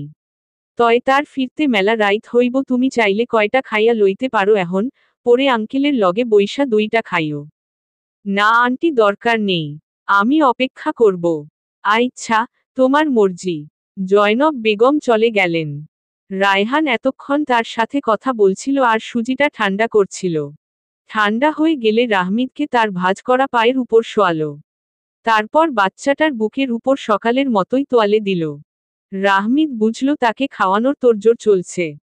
সে মোচড়ামুচড়ি শুরু করে দিল। রায়হান হাঁটু নাড়িয়ে তাকে আদর করতে লাগলো আর চামচ বাড়িয়ে মুখের সামনে ধরল। বাচ্চাটা সুজি কয়েক চামচ খেলো। সকালের চেয়ে বেশি। তবে খেতে খেতে বহুবার নড়েচড়ে খাবার মুখ দিয়ে ফেলে দিয়েছে। রায়হান কিচ্ছু বলল না। আরও কিছুটা অবশিষ্ট রয়েছে বাটিতে, কিন্তু রাহমিদ কিছুতেই খেতে চাইল না। যাই মুখে দিল তাই মুখ থেকে ফেলে দিতে লাগল। রায়হান প্রচণ্ড রেগে ধমক লাগিয়ে বলল, একদম মেরে ফেলব। খাবার নিয়ে খালি ইতরামি। একটু আগে হাসি, এখন ছলচাতুরি। ফাজিল কোথাকার! সকালে দুপুরেও এরকম নখরামি করেছ, এখন আবার করছো। একদম 2 দিন উপোস রেখে দিব, তখন বুঝবে খিদের কি জ্বালা। রাহমিদ ভাইয়ের ধমকে চিৎকার দিয়ে কেঁদে উঠল। রায়হান এবার আদর করল না। আদর করলেই খেতে চাইবে না, নখরামি শুরু করবে আর সারা রাত খিদে পেটে একটু পরপর কাঁদবে। মাকে দেখেছিল রাহমিদ খাওয়া নিয়ে তামাশা শুরু করলেই জোর করে হলেও খাওয়াতো রাতের বেলা। কারণ বাচ্চাটা রাতের বেলা খিদে পেটে একটু পরপর মাকে জ্বালাতো, অথচ মা আবার খাওয়াতে চাইলে এই বিচ্ছু খেতে চাইতো না, তাই একবারেই জোর করে হলেও খাইয়ে দিত। কান্নার ফলে মুখ হা হওয়ায় সেই মুখের মধ্যে সুজি ঢুকিয়ে দিল। বাচ্চাটা কাঁদতেই থাকল। রায়হান সম্পূর্ণ খাওয়ানো শেষ করে রাহমিদের হাত পা ছেড়ে দিল, না হলে এতক্ষণ হাত পা ছুঁড়ে তাকে ক্ষতবিক্ষত করে দিত। এমনিতেই অনেকগুলো লাথি খামচি খাওয়া শেষ। বাচ্চাটার মুখ ধুয়ে দিয়ে কোলে নিল। রাহমিদ কান্না করতেই থাকল। রায়হান ওকে কোলে নিয়ে হাঁটতে হাঁটতে অনেক আদর করল আর গালের সাথে গাল মিলিয়ে বলল, ভাইউ বকা দিয়েছি টোটন সোনাকে। টোটন সোনা খাবার নিয়ে জ্বালায় দেখেই তো ভাইউ বকা দিয়েছি। আমার লাড্ডু খাবার নিয়ে আর দুষ্টুমি করবে? ভাইউ না হলে আবারও বকব। বাচ্চাটা ভাইয়ের কাঁধে ফুপিয়ে যাচ্ছে। রায়হান তাকে অনেকক্ষণ ঘুম পাড়ানোর চেষ্টা করল, কিন্তু বাচ্চাটা ঘুমাচ্ছে না। রায়হান জানে আজকে আর ঘুমাবেও না। সন্ধ্যা থেকে রাত 10টা পর্যন্ত ঘুমিয়েছে। এখন সে না ঘুমিয়ে রায়হানকে জ্বালাবে। রায়হান বিছানায় তাকিয়ে দেখে রুদ ঘুমিয়ে পড়েছে। রুদের গায়ে পাতলা একটা কাঁথা টেনে দিল। মশায় না হলে বাচ্চাটাকে খেয়ে ফেলবে। রায়হান রাহমিদকে বুকে নিয়ে রুদের পাশে শুল। ক্লান্তিতে তার চোখ দুটো মুদে আসতে লাগল। আফজাল হোসেন অনেক রাত করে দিলদারকে নিয়ে বাড়ি ফিরলেন। আজকে দিলদার কোনো কথা তেমন বলেনি। রুস্তম ভাইয়ের হাতে চড় খেয়ে তার প্রেস্টিজে লেগেছে। তার সময় আসুক, ওই রুস্তম বখাটে জাউরারে সে দেখে নিবে। আফজাল হোসেন ঘরে এসেই ফ্যানের নিচে বসলেন। জয়নব বেগম তাকে পানি এনে দিল আর বলল, এত দেরি কইরা ফিরলেন যে? আইজকা কি কাস্টমার বেশি আছিল? হ্যাঁ গো, তা আইজকা হঠাৎ এই কথা জিগাইলা যে? আমারে মনে পড়ছিল বুঝি? আপনের ফাউ প্যাচাল রাহেন। এমন একটা ভাব করলেন যেন কখনোই আপনেরে জিগাই না, আইজকাই খালি জিগাইছি। না, ঠিক তা না। আইজকা কেমন যেন তাড়াহুড়া লাগলো কথায় কৈতরি। আফজাল হোসেন মুচকি হেসে বলে উঠল, আপনের যত সব আজগুবি কথা। যান তাত্তারি হাত মুখ ধুইয়া আহেন। রায়হান পোলাডায় আপনের অপেক্ষায় বইয়া আছে। আমি ভাত বাইরা আনি। কি কও? রায়হান এহনো খায় নাই? ওরে না খাওয়াইয়া রাখছ কেন? তিনি ব্যতিব্যস্ত হয়ে উঠে দাঁড়ালেন। আপনের লগে খাইব কইল। অনেক জোর করছি খাইব না। আপনি হাত মুখ ধুইয়া আহেন, আমি ওরে ডাইকা লইয়াই। আফজাল হোসেন হাত মুখ ধোয়ার উদ্দেশ্যে বের হয়ে গেলেন। জয়নব বেগম রায়হানদের দরজায় এসে টোকা দিলেন, কিন্তু খুলল না। আবারও অনেকক্ষণ টোকা দিতে থাকলেন। আফজাল হোসেন আর রায়হান ভাত খাচ্ছে। রায়হানের চোখে ঘুম। রায়হানের কোলে রাহমিদ দুষ্টুমি করছে। জয়নব বেগম বাচ্চাটাকে নিতে চাইলে বাচ্চাটা কান্না করে দিয়েছিল। ভাইয়ের কোল ছাড়া সে কারো কোলে যাবে না। জয়নব বেগমের রায়হানের জন্য খারাপ লাগল। তখন দরজায় বাড়ি দিয়ে ছেলেটার ঘুম ভাঙিয়ে দিয়েছেন। কি আর করার, ছেলেটা না খেয়ে আফজাল হোসেনের জন্য অপেক্ষা করছিল, ডাকতে তো হতোই। জয়নব বেগম তাদেরকে তরকারি বেড়ে দিলেন। হঠাৎ আফজাল হোসেন জিজ্ঞাসা করলেন, তুমি নাকি কিছু বলবে আমাকে? বলে ফেলো। রায়হান ভাতটুকু গিলে মৃদু গলায় বলল, আঙ্কেল আমাকে একটা কাজের ব্যবস্থা করে দিতে পারবেন? খুবই দরকার। ওদেরকে নিয়ে চলতে হলে একটা কাজ করতেই হবে। আমাদের এখানে কি কোনো সমস্যা হয়েছে? আফজাল হোসেন জানতে চাইলেন। না, সমস্যা হবে কেন? আপনাদের ঘাড়ে আর কয়দিন? রুদকে ভর্তি করাবো ভাবছি, রাহমিদকে দেখাশোনা, নিজেদের ভরণ পোষণ, নিত্য প্রয়োজনীয় জিনিস, বাসা ভাড়া এসবে তো টাকা লাগবে। তাই চাচ্ছি আগেভাগেই একটা কাজ ধরতে, তাহলে মাস শেষে একটু দ্রুত টাকা হাতে আসবে। হাতে অল্প কিছু টাকা আছে। মাস চালানো যাবে না। আপনি একটা ব্যবস্থা করে দিন আঙ্কেল। আপনার কাছে চিরদিন কৃতজ্ঞ থাকব। আরও কয়দিন যাক। তোমরা এখানে থেকে অভ্যস্ত হয়ে নাও, তারপর না হয় ধীরে সুস্থে কাজের ব্যবস্থা করে দেয়া যাবে। না আঙ্কেল, আপনাদের ঘাড়ে এতদিন খেতে পারবো না। এতদিন বসে খেলে আপনাদেরই একসময় বিতৃষ্ণা লেগে যাবে আর আমার নিজেরই লজ্জা লাগবে আপনাদের এখানে এভাবে বসে বসে খেতে। প্লিজ আঙ্কেল, আমার অনুরোধটা রাখুন। আফজাল হোসেন ও জয়নব বেগম ছেলেটার কথায় মুগ্ধ হলেন। রায়হানের আত্মমর্যাদাবোধ তাদেরকে আবারও তার প্রতি মুগ্ধ হতে বাধ্য করল। আফজাল হোসেন বললেন, বাবা, তেমন কোনো কাজ তো আমার খোঁজে বর্তমানে নেই। কথাটি শুনে রায়হানের মুখ কালো হয়ে গেল। বহু আশা নিয়ে এসেছিল। আফজাল হোসেন ইতস্তত সুরে বললেন, তবে একটা কাজ আছে কিন্তু। কিন্তু কি আঙ্কেল? তোমাকে কথাটা কিভাবে বলি, তুমি লেখাপড়া জানা মানুষ। সমস্যা নেই আঙ্কেল, যেই কাজই হোক আমি করব, তাছাড়া কোনো কাজই ছোট না। পড়ালেখা করে তো এটাই শিখেছি। বেতন অল্প হলেও সমস্যা নেই। কিছু না করার থেকে টুকটাক কাজ করা ভালো।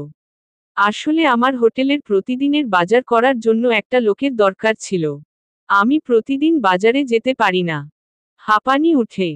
দিলদারকে দিয়ে বাজার করিয়েছি এতদিন, ও তো এমনিতেই হোটেলে কাজ করে, বাজার করে ছেলেটা হাঁপিয়ে যায়, তাই তুমি যদি করতে। সমস্যা নেই আঙ্কেল, আমি করব। আফজাল হোসেন খুশি হলেন। রায়হান ছেলেটাকে তার পছন্দ হয়েছে। বাজার করার কাজ তিনি ইচ্ছা করেই দিলেন। ছেলেটা কখনই হঠাৎই যদি বড় কোনো কাজ করতে বলতেন তাহলে ছেলেটা পারত না। আস্তে আস্তে কাজ শিখুক, উনি এমনিতেই একটা ভালো কাজের ব্যবস্থা রায়হানকে করে দিবেন। ছেলেটার প্রত্যেকটা কথা খুবই গোছানো। খুব সহজেই একটা কাজে ঢুকিয়ে দিতে পারবেন আশা করা যায়। পর্ব ৭। সারা রাত রায়হান দুই চোখের পাতা এক করতে পারেনি। রাহমিদ প্রচুর জ্বালিয়েছে। বাচ্চাটা নিজেও ঘুমায়নি, তাকেও ঘুমাতে দেয়নি। রায়হানের চোখে ঘুম নামছে। চোখ খুলে রাখতে পারছে না সে, কিন্তু এখন ঘুমালে চলবে না। সকাল সকাল বাজার করতে যেতে হবে। তাছাড়াও এখন ঘুমালে ফজর মিস হয়ে যেতে পারে। সে কোনোভাবেই বিনা ওজরে নামাজ ছাড়তে ইচ্ছুক না। বাবাকে দেখত যতই অসুস্থ থাকত, নামাজ কখনোই ছাড়ত না। মা কখনো নামাজে গাফিলতি করলে বাবা কব্বের আযাব ও হাসরের দিনের কথা স্মরণ করিয়ে দিত। সেই ছোট্ট রায়হান বাবার হাত ধরে মসজিদে যেত, হাতে থাকত জায়নামাজ। পরনে থাকত বাবা ও তার শুভ্র পাঞ্জাবি। তখন তো রাহমিদ, রুদ কেউ ছিল না। বাবা মায়ের সকল আদর, ভালোবাসার ভাগিদার একমাত্র সে ছিল। বাবা মায়ের কোলে চড়ে দুষ্ট, মিষ্টি খুনসুটির সেই সব স্মৃতি তার মানসপটে উকি দিচ্ছে তীব্রভাবে। সেই সব ভাবলেই তার চোখের কোণা ভিজে ওঠে। এখন সব কেমন ধোঁয়াশা, স্মৃতি। রায়হান এই সব ভাবতে ভাবতেই ভিজা চোখে ভাইবোনের দিকে তাকালো। সে তো তাও আদর, ভালোবাসা পেয়েছে, কিন্তু রুদ, রাহমিদ তো কিচ্ছু পেল না। রুদটা যাও একটু পেয়েছে, রাহমিদ তো মাত্র ৮ মাস বয়সে দুধের শিশু অবস্থায় বাবা মাকে হারিয়েছে। এই সব ভেবেই রায়হানের মাথায় তীব্র যন্ত্রণা শুরু হলো। রাহমিদকে বুকের সাথে জড়িয়ে রাখল, আরেক হাতে রুদকে আগলে নিল। এরা ছাড়া তার এই পৃথিবীতে আর কেউ নেই, কথাগুলো ভেবেই চোখ দিয়ে টপ টপ করে অশ্রু ঝরল। দূর থেকে ফজরের আজানের আওয়াজে রায়হানের ঘুমে লেগে আসা চোখ খুলে গেল। স্মৃতিচারণ করতে করতে কখন যে চোখ দুইটা লেগে আসছিল সে জানে না। রায়হান বিছানা থেকে উঠে বসল। রাহমিদের প্যান্টে হাত দিয়ে দেখল ভিজা। তৎক্ষণাৎ প্যান্ট পাল্টে ফেলল। কিছু না পরিয়েই ছোট কাঁথা দিয়ে ওকে ঢেকে দিল। নিজেও রাহমিদের প্রসাবে ভিজে গেছে। জামাকাপড় নিয়ে টয়লেটে গেল দ্রুত। একটু বেলা হলেই মানুষ উঠতে শুরু করলে টয়লেটে ভিড় লেগে যাবে, তখন গোসল করতে পারবে না। রায়হান দ্রুত টয়লেটে গিয়ে গোসল করে নিজের, রুদের আর রাহমিদের জামা কাপড় ধুয়ে বের হলো। ততক্ষণে আকাশ কিছুটা অন্ধকার মুক্ত হওয়ার পথে। রায়হান বুঝল ফজরের ওয়াক্ত বেশি নেই। বাচ্চাগুলোর জামাকাপড় ধুতেই অনেক সময় লেগে গেল। দ্রুত ঘরে যেয়ে নামাজ আদায় করল। রায়হান জায়নামাজে বসে জিকির, দোয়া খায়ের করে উঠল। বাইরে বের হয়ে দেখল চারপাশ আলোকিত হয়ে গেছে। ভোরের মিষ্টি হাওয়া বইছে চারপাশে। তার বাবা বলতো, এই সময় নাকি বেহেশতের দরজা খুলে দেয়া হয়। কি সুন্দর এই সময়টা। রায়হানের বরাবরই ভালো লাগে। বলে উঠল, সুবহানাল্লাহ। জয়নব বেগম জায়নামাজ ভাঁজ করে উঠলেন। সেই সময় আফজাল হোসেন মসজিদ থেকে এসে ঘরে ঢুকল। জয়নব বেগম বললেন, রায়হানের লগে কথা কইছ? কি নাকি কইবা? এত সকালে উঠছে? আফজাল হোসেন টেবিলে টুপি রাখতে রাখতে বললেন, আরে আমি দেখছি ওগো ঘরের দরজা খোলা। যাইয়া দেইখা আসো। আইজকা না বাজার করব? অহনো ঘুমায় থাকবো না। আইচ্ছা দেখতেছি। আফজাল হোসেন ঘর থেকে বের হয়ে গেলেন উদ্দেশ্যে রায়হানদের ঘর। উনি ঘরের সামনে গিয়ে দুটো টোকা দিলেন। 2 মিনিট পর দরজা খুলে গেল। রায়হানকে দেখে আফজাল হোসেন বললেন, ডিস্টার্ব করলাম? জি না, আমি জেগেই ছিলাম। ভিতরে আসুন আঙ্কেল। না, আর ভিতরে বসবো না। তোমাকে কয়েকটা কথা জিজ্ঞাসা করতে আসলাম। জি বলুন। কালকেই জিজ্ঞাসা করতাম কিন্তু ভুলে গিয়েছিলাম। তুমি বাজার করতে পারো? রায়হান ইতস্তত করল। আসলে কখনোই সে বাজার করেনি। বাজার করার প্রয়োজনও পড়েনি। বলতে গেলে রাজার হালেই সে থেকেছে এতদিন। এইসব করার লোক ছিল তাদের, কিন্তু নিয়তি যে এমন হবে সে যদি জানত তাহলে অবশ্যই বাজার করা ও অন্যান্য কাজ শিখে রাখত। আফজাল হোসেন বুঝলেন ছেলেটা বাজার করেনি কখনো। তাই তিনি বললেন, ঠিক আছে, সমস্যা নাই। আজকে সাথে দিলদারকে নিয়ে যেও। ওই তোমাকে শিখিয়ে দিবে। রায়হান ঘাড় কাত করে বলল, জি আচ্ছা। আফজাল হোসেন চলে যাওয়ার উদ্দেশ্যে পা বাড়াচ্ছিলেন, হঠাৎ একটা কথা স্মরণ হওয়ায় থেমে গিয়ে বললেন, ভালো কথা। তোমার ভাইকে কি করবে? ও তো তোমার আন্টির কাছে থাকতে চায় না। তোমার বোনকে তো রাখা যাবে, কিন্তু তোমার ভাই? রায়হানের যে কথাটা মনে হয়নি তা না, মনে হয়েছে। কিন্তু কিছু করার নেই। রেখে যেতেই হবে। ঘুম পাড়িয়ে রেখে যাবে আন্টির কাছে।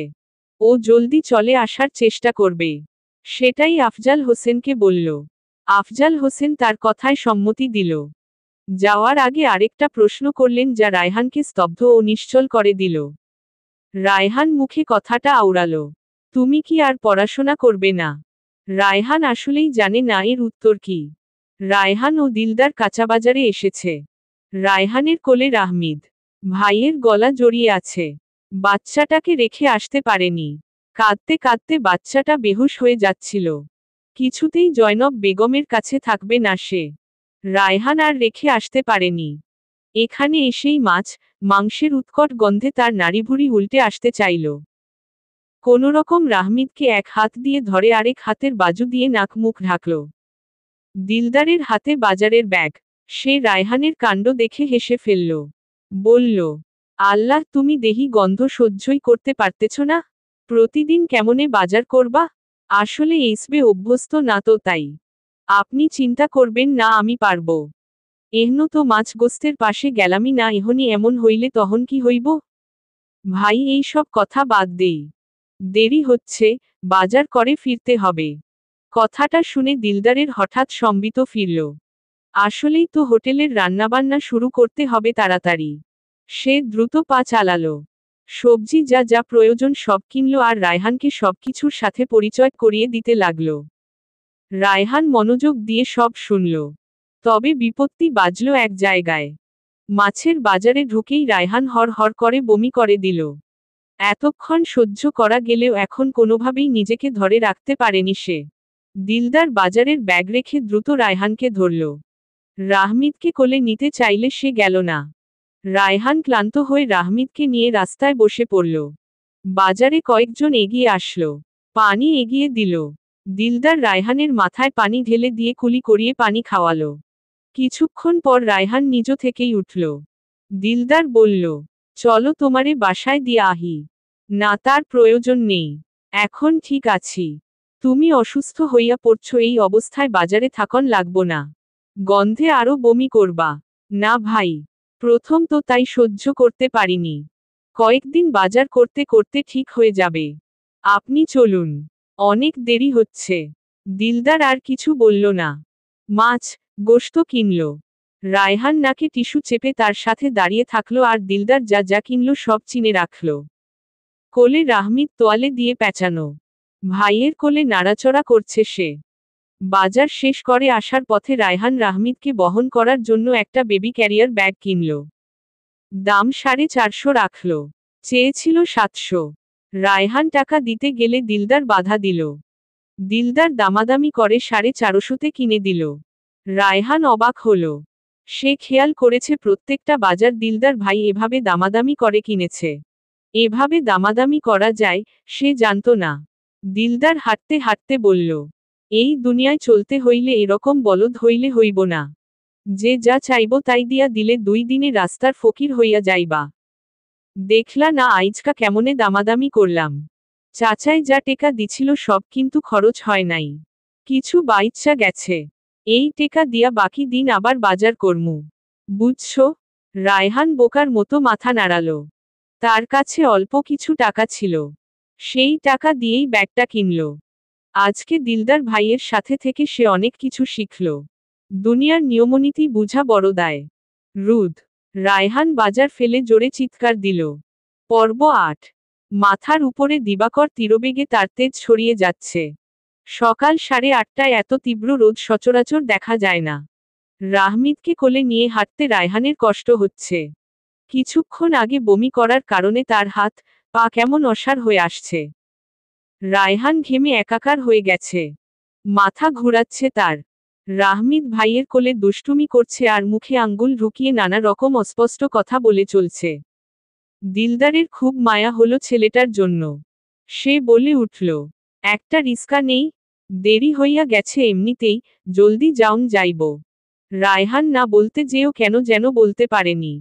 তার শরীরটা কেমন ছেড়ে দিতে চাচ্ছে।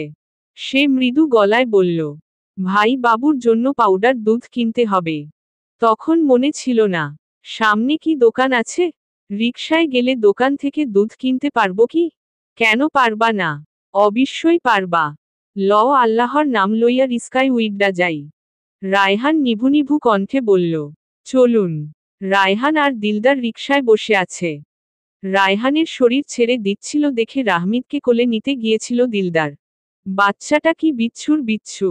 তার হাতে কামড়ে দিয়েছে হাত বাড়িয়েছে দেখে। যদিও দাঁত 2-3টা উঠেছে মোটে, তবুও ইঁদুর দাঁতের কামড়ে জ্বলতেছে একটু। এখন ভাইয়ের কোলে শান্ত হয়ে বসে তার দিকে মুখে হাত ঢুকিয়ে গাল ফুলিয়ে তাকিয়ে আছে। কে বলবে এই মায়াবী গুলুমুলু চেহারায় পিছনে একটা বিচ্ছু বাস করে। রুস্তম বখাটে কি কম ছিল এতদিন, এখন এই 2 দিনের ল্যাংটার হাতেও মাইর খেতে হচ্ছে।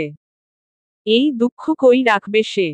যে যেভাবে পারছে মারছে, এমনকি লাদা বাচ্চাও বাদ গেল না। এই লজ্জা নিয়ে বেঁচে থাকা যায় না। দিলদার মুখটাকে বাংলার পাঁচের মতো করে বসে রইল। দিলদার একটা মুদি দোকানের সামনে রিকশা থামাতে বলল। রায়হানকে বসিয়ে দোকান থেকে সেরেলাক আর নিডো কিনল। অবশ্য এইসব রায়হানই কিনতে বলেছিল। সে শুধু টাকা নিয়ে দামাদামি করে কিনে আনল। রিকশায় বসে জিনিসগুলো রায়হানের হাতে দিল। রাহমিদ এসব নিয়ে খেলতে থাকলো আর এ আ বা ভ বে এইসব অদ্ভুত আওয়াজ করতে লাগলো। দিলদার প্যাকেট দিয়ে দ্রুত হাত সরিয়ে নিল, না হলে বিচ্ছু কখন কামড়ে দেয় বলা যায় না। সে মুখ গোমরা করে রাহমিদকে ভেঙচি দিল। রাহমিদ এটা দেখে প্যাকেট কামড়ে ফিচ ফিচ করে হেসে দিল, যেন সে খুব মজা পেয়েছে দিলদারের কাণ্ডে।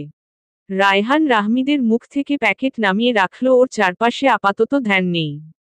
শরীর কেমন নেতিয়ে পড়েছে। রিকশা বাড়ির গলির মুখে থামল। ভাড়া মিটিয়ে বাসায় ঢুকল তারা। হঠাৎ করে রায়হানের সামনে চোখ যেতেই দুনিয়া স্থির হয়ে গেল। সামনে রুদকে ধরে জটলা পেকে আছে। রুদ চিৎকার দিয়ে কাঁদছে। জয়নব বেগম রুদকে কোনোভাবেই থামিয়ে রাখতে পারছে না। বাচ্চাটার মুখ থেকে অঝরে রক্ত পড়ছে। রায়হান আর দাঁড়িয়ে থাকতে পারল না। বাজারের ব্যাগ ফেলে দিয়ে চিৎকার করে ডেকে উঠল, রুদ। রায়হান ভিড় ঠেলে দৌড় দিয়ে রুদের কাছে গেল। রুদ ভাইকে দেখে কান্নার বেগ আরও বাড়িয়ে দিল। রাহমিদকে জয়নব বেগমের কাছে দিয়ে রুদকে ধরল দ্রুত। রাহমিদ ভাইয়ের কোল থেকে অন্যের কোলে যাওয়ায় চিৎকার দিয়ে কান্না করে উঠল। মুহূর্তেই পরিবেশটা থমথমে হয়ে গেল। রায়হান রুদকে জড়িয়ে ধরে বলল, কি হয়েছে সোনা? কিচ্ছু হয়নি, কাঁদে না। রায়হানের কণ্ঠস্বর কাঁপছে। সে কথা বলতে পারছে না। ভাড়াটিয়া পপি বেগম বাচ্চাটার নাকে সরিষার তেল, বরফ দিয়ে দিচ্ছেন। কিন্তু বাচ্চাটা কান্না থামাচ্ছেই না। ভাইয়ের কোলে বসে কেঁদেই যাচ্ছে। ওদিকে রাহমিদ জয়নব বেগমের কোলে কেঁদে যাচ্ছে। রায়হান কথা বলতে ভুলে গেল যেন। রুদের এই অবস্থায় চারপাশের কোনো কিছু তাকে স্পর্শ করতে পারছে না। এর মধ্যেই আফজাল হোসেন ভ্যান নিয়ে আসলেন। রুদকে ডাক্তারের কাছে নিতে হবে। তিনি রায়হানকে তাগাদা দিলেন। রায়হানের হঠাৎ হুঁশ ফিরল যেন। সে দ্রুত রুদকে কোলে নিয়ে ভ্যানে উঠল। ভ্যান চলতে থাকলো আর রায়হান ক্রন্দনরত বোনের মুখের দিকে তাকিয়ে এতক্ষণের গিলে রাখা কান্না ছেড়ে দিল। রুদকে ড্রেসিং করিয়ে বাসায় নিয়ে আসা হয়েছে। বাচ্চাটার নাক ও ঠোঁট কেটে গেছে ভীষণ বাজেভাবে। ঠোঁটে কি যেন একটা ওষুধ লাগিয়ে দিয়েছে ডাক্তার আর নিয়মিত এটা মুখে দিতে বলেছে। নাকের জন্য সিরাপ ওষুধ দিয়েছে। সব টাকা আফজাল হোসেনই দিয়েছে। তাড়াহুড়োতে রায়হান টাকা নেয়নি দেখে আফজাল হোসেনকে বাসায় গিয়ে টাকা দিয়ে দিবে বলেছে। আফজাল হোসেন কিছু বলেনি। তার টাকা নেয়ার কোনো ইচ্ছা নেই। কতটুকুই বা খরচ হয়েছে। ফার্মেসি দেখে অযথা কথা বাড়ায়নি সে। রায়হানদের আসতে দেখে জয়নব বেগম দ্রুত ছুটে আসলো। কোলে রাহমিদ কাঁদতে কাঁদতে বেহুশ। ভাইকে দেখে কোলে যাওয়ার জন্য ছটফট করে উঠল। জয়নব বেগমকে খামুচি দিতে থাকল।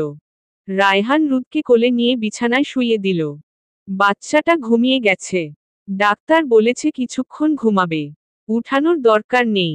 রায়হান ঘেমে ভিজে চুপচুপে হয়ে গেছে। সে প্রচুর ক্লান্ত। রাহমিদকে কোলে নিয়ে বসল বিছানায়। জয়নব বেগম পানি দিল। সে ঢকঢক করে পানি খেল যেন কত বছর ধরে পানি খায় না সে। রায়হান জয়নব বেগমকে বলল, এসব কেমন করে হলো আন্টি? রায়হানের ভেঙে যাওয়া কণ্ঠ। জয়নব বেগম ইতস্তত করতে লাগলেন।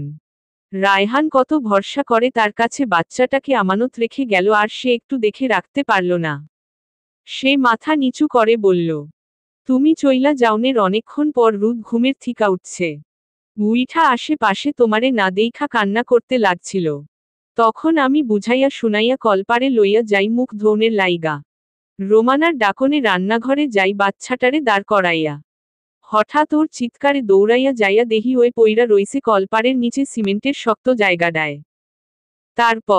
তারপরের কাহিনী আর বলা লাগবে না আন্টি। বুঝেছি। আপনি যান। রান্নার সময় চলে যাচ্ছে। জয়নব বেগম বুঝলেন ছেলেটা কষ্ট পেয়েছে ভীষণ। তার উপর রেগে আছে বুঝাই যাচ্ছে। তাই সে বলল, বাবা, তুমি আমায় ভুল বুঝো না। আমি। না আন্টি, আপনাকে মোটেও ভুল বুঝিনি। এটাই আমাদের নিয়তি মেনে নিয়েছি। আরও কত ঝড় আসবে জীবনে এটা তো কিছুই না। রায়হানের ভাঙা গলার নির্লিপ্ততা কণ্ঠস্বরে জয়নব বেগম কেঁপে উঠলেন। বাচ্চাটার অবস্থা দেখে তার হু হু করে কান্না আসছে। চোখে আঁচল চেপে তিনি ঘর থেকে বেরিয়ে গেলেন। অপরাধবোধ তাকে ঝেঁকে ধরেছে। বাচ্চাটাকে রক্ষা করতে পারলেন না। আহারে, কি রক্ত গিয়েছে। ভাবতেই তার চোখ থেকে অশ্রু গড়িয়ে আঁচল ভিজিয়ে দিল। রাত 10টা। রুদকে এক গ্লাস নিডো দুধ খাইয়ে ঘুম পাড়িয়ে দিয়েছে রায়হান। দুধ খাওয়ানোর আগে অবশ্য কিছু হালকা তরল জাতীয় খাবারও খাইয়েছে একটু। অবশ্য তা জয়নব বেগম দিয়ে গেছেন। বাচ্চাটা কিচ্ছু মুখে দেয়নি সারাদিন। ব্যথায় জ্বর এসে গিয়েছে। ঠোঁট ফুলে উঁচু হয়ে গেছে। ওষুধ খাইয়ে দিয়ে রুদকে জড়িয়ে ঘুম পাড়িয়ে দিয়েছে সে। রাহমিদ পাশে খেলনা দিয়ে খেলছে। রায়হান অজু করে নামাজ পড়ে নিল। রাহমিদের চিৎকারে নামাজ সংক্ষিপ্ত করে উঠে ওকে কোলে নিল। বাচ্চাটাকে আজকে রানা সেরেলাক বানিয়ে খাওয়ানোর চেষ্টা করল। কিন্তু রাহমিদ না খেয়ে দুষ্টুমি করছিল। এমনিতেই আজকের সারাদিনের ধকল তার উপর রাহমিদের নখরামি। শরীরটা ভালো না, রুদের চিন্তা, রাহমিদের দুপুরে না খাওয়া, নিজের পেটে দানাপানি না পড়া। আর সহ্য করতে না পেরে রাহমিদের পিঠে জোরে থাপ্পড় দিল। বাচ্চাটা কানে তালা লাগানোর উপক্রম করল যেন। চিল্লিয়ে কেঁদে কেটে নাক মুখ ফুলিয়ে ফেলল। রায়হান ওই অবস্থায় খাইয়ে দিতে লাগল।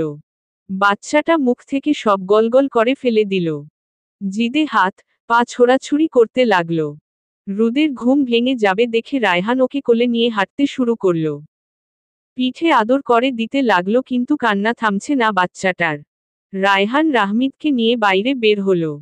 বাইরে কিছুক্ষণ হাঁটাহাঁটি করল আর রাহমিদকে চারপাশ দেখিয়ে কান্না থামাতে চেষ্টা করল। তার শরীরটা ভেঙে আসছে যেন। কত রাত ঠিক করে ঘুমাতে পারে না সে। রাহমিদ কান্না থামিয়ে হেঁচকি দিতে থাকল। রায়হান অনেকক্ষণ পর ঘরে আসলো। কোলে রাহমিদ ঘুমিয়ে পড়েছে। ওকে বিছানায় শুইয়ে দিয়ে বালিশ দিয়ে বর্ডার করে দিল চারপাশ। ঘুমের ঘোরে পড়ে যাতে না যায়। রায়হান নিজেকে আর ধরে রাখতে না পেরে খিদে পেটেই বালিশে মাথা রেখে ঘুমের দেশে তলিয়ে গেল। তাকে দেখে যে কেউ বলবে, একটা যুদ্ধ করে এসে অনেকদিন পর একটু চোখ বুঝল যেন। কারণ তার চোখের নিচের কালো দাগ ভাঙা শরীর, ঘামে ভিজা গেঞ্জি, জানান দিচ্ছে অনন্তকাল ধরে সে ক্লান্ত। পর্ব ৯। চারদিকে অন্ধকার কমতে শুরু করেছে। রাহমিদের কান্নার আওয়াজে রায়হানের ঘুম ভেঙে গেল। তবে উঠতে যেয়ে মনে হলো তার শরীরে কেউ অসংখ্য সূচ বিঁধে দিয়েছে। শরীরে অনেক ব্যথা। রাহমিদের চিৎকারের আওয়াজে তাড়াহুড়া করে উঠতে যেয়ে ব্যথায় গুমিয়ে উঠল সে।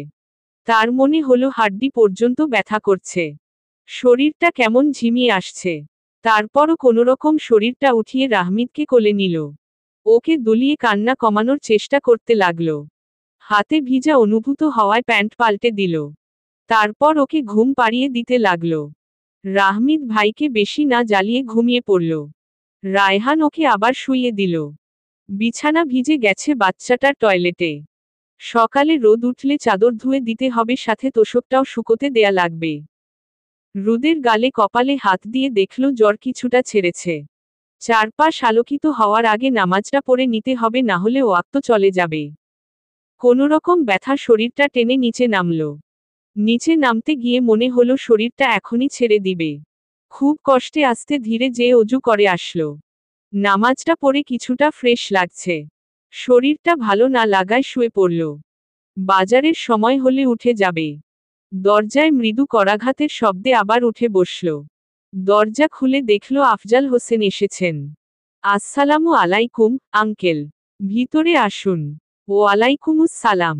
না, ঠিক আছে। আসলে রুদাইফাকে দেখতে এসেছি। ওর জ্বর কমেছে? জি, কমেছে কিছুটা। তুমি কালকে রাতে নাকি ভাত খাওনি? তোমার আন্টির সাথে রাগ করেছ? না না, এসব কি বলছেন? ওনার উপরে রাগ করার প্রশ্নই উঠে না। আসলে কালকে ক্লান্ত ছিলাম প্রচুর। বাবুকে ঘুম পাড়িয়ে নিজের শরীরটাও ছেড়ে দিয়েছিল, তাই ঘুমিয়ে পড়েছিলাম। রায়হান দ্রুত বলল। তোমার আন্টি তো ভেবেছে তুমি রাগ করে খাওনি। তাই অনেকে কষ্ট পেয়েছে। বাচ্চাটার জন্য খালি কষ্ট পাচ্ছিল। ঠিক আছে, আন্টির সাথে কথা বলবো আমি। আপনি ভিতরে আসুন। আফজাল হোসেন ভিতরে প্রবেশ করে দেখলেন সেরেলাকের বাটি পড়ে আছে চৌকির উপরে। বাচ্চাগুলো ঘুমিয়ে আছে। আহা, কি মায়া মায়া মুখ। এদেরকে দেখলেই তার কলিজাটা ছিঁড়ে যায়। মা, বাবা ছাড়া এদের ভবিষ্যৎ আসলে কেমন হবে? তিনি ভাবতে পারেন না। আল্লাহর কাছে এই মাসুম বাচ্চাগুলোর জন্য দোয়া করেন যেন ওরা সুন্দর একটা ভবিষ্যৎ পায়। রায়হান চৌকির এক পাশে আফজাল হোসেনকে বসতে দিল। রায়হান নিজেদের ব্যাগ খুলে কিছু বের করতে লাগল। আফজাল হোসেন রুদের কপালে হাত দিয়ে জ্বর পরীক্ষা করল। রাহমিদকে আদর করে দিল। বাচ্চাটা এখন কি শান্ত হয়ে ঘুমিয়ে আছে, অথচ জাগ্রত থাকলে তাকে দেখলেই হাত উঁচিয়ে মার দেখাতো। জোর করে কোলে তুলতে চাইলে খামচি দিত, না হলে কেঁদে দিত। মানে তাকে কোনোভাবেই কোলে নেয়া যাবে না। এটা ভেবে উনি একটু জোরেই হেসে দিল। ভীষণ পাজি বাচ্চা। হেসেই ফুলো ফুলো গালে চুমু বসিয়ে দিল। রুদের মাথায় হাত বুলিয়ে ওকেও চুমু খেল। দুটোই মায়া আর কিউটের ডিব্বা। মাশা আল্লাহ। আঙ্কেল, আপনার টাকাটা? রায়হান টাকা বাড়িয়ে বলল। কিসের টাকা? কালকে যে ডাক্তার দেখলাম তার ফিস আর ওষুধের টাকা। টাকার প্রয়োজন নেই। রায়হান, একটা কথা বলি শোনো, তুমি আত্মসম্মানবোধ সম্পন্ন ছেলে। তোমার এই স্বভাব আমার খুবই পছন্দ, কিন্তু সব সময় আত্মসম্মানবোধ দেখানো উচিত না। তোমার আজকের কাজটায় আমি কষ্ট পেয়েছি। সামান্য কয়টা টাকাও তোমাকে শোধ করতে হবে বুঝি? বাসা ভাড়া দিবে, নিজের ভরণপোষণ নিজে চালাবে, কাজ করে খাবে, সব মেনে নিয়েছি। এখন তোমার উচিত নয় কি আমাদের সামান্য কথা শোনা? তোমাকে আমরা মোটেও দয়া করছি না। তোমার এই টাকাটার সামনে প্রয়োজন পড়তে পারে। আমি খুশি হয়ে দিয়েছি, আর টাকাটা আমি নিব না। এতেও তোমার আত্মসম্মানে আঘাত লাগলে আমার কিছু করার নেই। আফজাল হোসেন কিছুটা কঠোর সুরে কথাগুলো বলে থামলেন। রায়হান কিছু বলতে যেও বলতে পারল না, কারণ আফজাল হোসেনের কঠিন মুখশ্রী। আফজাল হোসেন রুদ আর রাহমিদকে আদর করে চলে গেলেন। রায়হান আর দিলদার বাজারে এসেছে। দিলদার 3 দিন রায়হানকে সঙ্গ দিবে। রায়হানকে ধরে ধরে বাজার করা শিখাচ্ছে সে। রায়হানের কোলে রাহমিদ বেবি ক্যারিয়ারে ভাইয়ের বুকে লেপ্টে আছে। ক্ষণে ক্ষণে তার ছোট মাথাটা বের করে বাইরে উকি দিচ্ছে। রায়হানের যদিও শরীরটা ভালো লাগছিল না, তার উপর রুদ অসুস্থ। ওকে রেখেও আসতে ইচ্ছে করছিল না, কিন্তু জয়নব বেগমের আকুতির জন্য ভরসা করে রেখে এসেছে। বাচ্চাটা ঘুমিয়েছিল দেখে তার আর উঠানোর ইচ্ছে হয়নি। এমনিতেও কাজ যেহেতু করছে, ফাঁকি দেয়ার ইচ্ছা তার নেই। জয়নব বেগমকে রুদকে কি ওষুধ খাওয়াতে হবে বলে এসেছে সে। জয়নব বেগম তাকে আশ্বাস দিয়েছে, চিন্তা করতে নিষেধ করেছে। রায়হান ও দিলদার কথা বলতে বলতে সামনে আগালো। রায়হান সবজি কিনেল, সাথে সবজির নামও জেনে নিল। মাছ, মাংসের বাজারে ঢোকার আগে নাকে টিস্যু চাপা দিল। আস্তে আস্তে অভ্যাস হয়ে যাবে। প্রথম প্রথম একটু খারাপ লাগবে। দিলদার রায়হানকে মাছ চিনাচ্ছে আর বলছে, অ্যাডা হইল পাঙ্গাস মাছ, মেলা সুয়াদ। আর এইডা হইল লইটা মাছ, এইডা রুতো মাছ, আর এইদিকের এইডা হইল তেলাপিয়া। বুঝছো? জি বুঝেছি। দিলদার দোকানিকে জিজ্ঞাসা করল, তেলাপিয়া আর রুতের কেজি কত? তেলাপিয়া 450 আর রুই 500 টাকা কেজি। দিলদার খেপে গিয়ে বলল, কাইলকাই তো দাম আছিল 400 কইরা, আইজকা 50 বাড়ল কেমনে? হুনেন নিলে নেন, না নিলে জানগা। আপনেরে কেউ সাধছে? ওই বেডা মুখ সামলাইয়া কথা ক।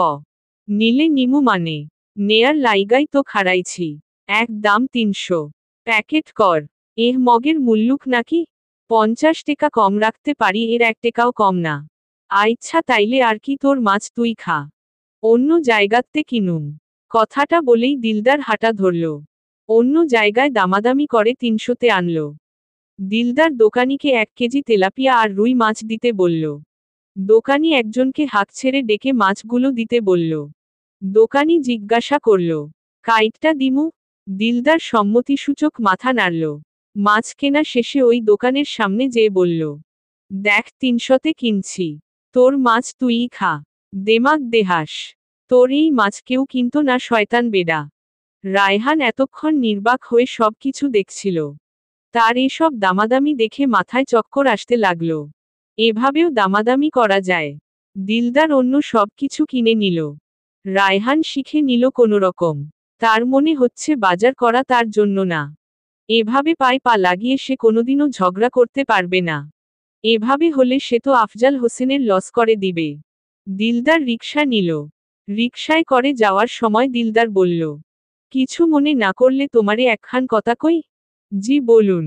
তুমি একটা বলদা, যখন মাছের বাজারে ঝগড়া করতেছিলাম তখন একটা কথাও না কইয়া এমন মগার মতো খাড়াইয়া আছিলা কেন? তোমার এই ছুডু ভাইও হাত নাড়াইয়া চিল্লাইয়া প্রতিবাদ করছে ওই বেডার, আর তুমি চেগাইয়া খাড়াই আছিলা।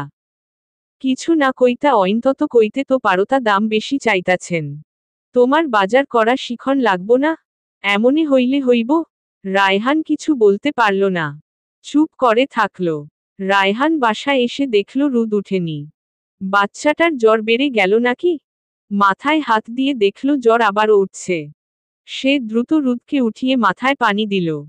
রুদকে কিছু খাওয়ালো, তারপর ওষুধ খাইয়ে দিল। রাহমিদকে শুইয়ে দিয়ে নিজে একটু ফ্যানের নিচে বসল। এতক্ষণ রাহমিদ বেবি ক্যারিয়ারে তার কোলেই ছিল। বাচ্চাটা ঘেমে গেছে। সে জামা পাল্টে দিল। কয়েকটা খেলনা দিল ওকে। বাচ্চাটা খেলতে লাগলো। রায়হান বিছানার চাদর উঠিয়ে ধোয়ার জন্য টয়লেটে যাওয়ার পথে একটা কথা শুনে থমকে দাঁড়িয়ে গেল। ভাড়াটিয়া কয়েকজন মিলে রায়হানদের নিয়ে কথা বলছে। এরা বলে মালিকের আত্মীয়। তো আত্মীয় হইলে 2 দিনও হইল না বাজার করাইতে পাঠাইছে কেন? তার উপর আবার বাপ মায়েরেও দেহি না এগো। কাহিনী কি কিছু বুঝতাছ? অন্যরাও সাথে তাল দিল। ঠিকই তো, বাপ মা ছাড়া অত ছোট ছেলে মেয়ে থাকে কেমনে? পর্ব 10। রায়হানকে দেখে তাদের ফুসুর ফুসুর বন্ধ হয়ে গেল। রায়হান চাদর নিয়ে তাদেরকে পাশ কাটিয়ে টয়লেটে চলে গেল। ময়নার মা ভেংচি কাটল। তারপর আবার কয়েকজন ভাড়াটিয়া মিলে রায়হানদের নিয়ে গবেষণায় নামল। রায়হান চাদর ধুয়ে বের হয়ে দেখল তাদের সমালোচনা এখনো শেষ হয়নি।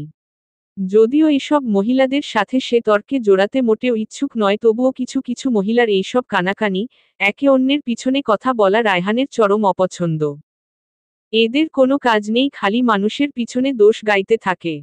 রায়হান সেখানে গিয়ে চাদর হাতে নিয়ে বলল, আচ্ছা জানতে পারি কি, এই মানুষের পিছনে কানাঘুষা করেছেন, এতে আপনাদের লাভ কি? মহিলাগুলো থতমত খেয়ে গেল।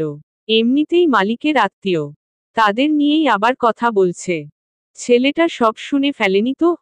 ময়নার মা মুখে মেকি হাসি ফুটিয়ে বলল, আরে কি যে কও না, কই কানাঘুষা করলাম, আমরা তো আমাগর সাংসারিক আলাপ করতেছিলাম।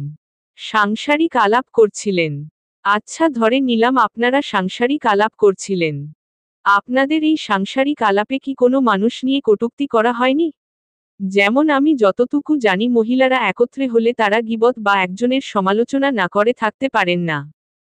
তো আপনাদের সাংসারিক আলোচনায় নিশ্চয় আপনার শাশুড়ি, ননদ, শ্বশুরবাড়ির লোক বা যেই হোক যাদের সাথে আপনাদের বনে না তাদের নিয়েই বলছিলেন? Am I right? মহিলাগুলো ভোতা মুখ করে দাঁড়িয়ে রইল। ময়নার মা আর কয়েকজন মনে মনে ফুঁসতে লাগল। এরা মালিকের আত্মীয় না হলে দেখিয়ে দিত তারা কি?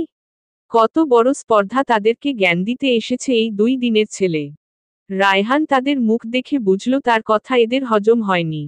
সে আর কথা না বাড়িয়ে শুধু বলল, দয়া করে আল্লাহ তায়ালাকে ভয় করুন। মৃত্যুর উপরে কিন্তু আমাদের কারো হাত নেই। এসব করে মারা গেলে আল্লাহ তায়ালার কাছে কি জবাব দিবেন, আছে কি কোনো উত্তর? তাছাড়াও গীবত করাকে আল্লাহ তায়ালা মৃত ভাইয়ের গোশত খাওয়ার সমতুল্য করেছেন। আপনারা নিশ্চয় আপনাদের মৃত ভাইয়ের গোশত খেতে চাইবেন না? যদি খেতে চান বা খেতে স্বাচ্ছন্দ্যবোধ করেন সেটা ভিন্ন বিষয়। তাহলে গীবত করুন আর মজা করে চিবিয়ে চিবিয়ে ভাইয়ের গোশত খান। ছোট মুখে অনেক কথা বলে ফেললাম, ক্ষমা করবেন। কথাগুলো বলেই রায়হান প্রস্থান করল। অন্যদিকে মহিলাগুলো পাথরের মতো দাঁড়িয়ে থাকল। রায়হানের কথা কি তাদেরকে ছুঁতে পারল? তাদের মনের মধ্যে কি কোথাও ঝড় বইয়ে দিয়ে গেল? ভাইয়ের গোশত খেতে হবে শুনেই তো বমি চলে আসছে। কয়েকজন মনে মনে তওবা পড়ে নিল।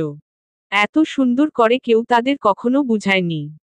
এতটুকু ছেলের কথায় কি মুগ্ধতা রয়েছে তারা তা ভুলেও টের পেলেন না, তবে একটা জিনিস ঠিক উপলব্ধি করতে পারলেন, তাদের মনের মধ্যে কিছু তো একটা খেলে গিয়েছে যা তাদেরকে আল্লাহ তায়ালার পথে আনলেও আনতে পারে। কিন্তু মনুষ্য জাতি কি এত সহজেই ঠিক হবে? এটাও একটা প্রশ্ন থেকে যায়। রায়হান ঘরে এসে দেখল রাহমিদ রুদের গায়ের উপরে উঠার চেষ্টা করছে। রুদের মুখে হাত দিয়ে বাড়ি দিয়ে বলছে, উ পু উ পু। রায়হান দ্রুত গিয়ে রাহমিদকে কোলে তুলে নিল। তারপর রাহমিদের দিকে তাকিয়ে বলল, পচা ছেলে, দুষ্টু ছেলে, আপির ঘুম ভাঙাচ্ছ কেন? রাহমিদ ভাইয়ের দিকে তাকিয়ে রইল গাল ফুলিয়ে। অর্থাৎ খুবই মহৎ কাজ করতে গিয়ে উঠিয়ে অনায় বেজায় রেগে গিয়েছে সে। রায়হানকে রেগে কথা বলতে দেখে হাত দিয়ে মুখে খামুচি মেরে বলল, ভ ইউ ইউ। রায়হান রাহমিদের খামুচিতে ব্যথা পেয়ে হালকা চিৎকার দিয়ে উঠল। রাহমিদ ভাইয়ের চিৎকারে ভয় পেয়ে তাকিয়ে আছে। রায়হান রাহমিদকে ধরে বলল, আজকে সম্পূর্ণ হাত কেটে ফেলব। কথায় কথায় খালি খামুচি মারা, তাই না? রাহমিদ ভাইয়ের কথা না বুঝে ফোকলা হাসল। তা দেখে রায়হান বলে উঠল, দাঁড়াও পাজি ছেলে, তোমার হাসা ছুটাচ্ছি। রায়হান ব্যাগ থেকে নেইল কাটার বের করল। বাচ্চাটার হাতের নখ অনেক বড় হয়ে গেছে। কথায় কথায় যাকে তাকে খামুচি দিচ্ছে। রায়হান, আফজাল হোসেন, জয়নব বেগম, দিলদার, কাউকে ছাড়ছে না। রায়হান রাহমিদকে কোলে শুইয়ে নখ কাটতে লাগল।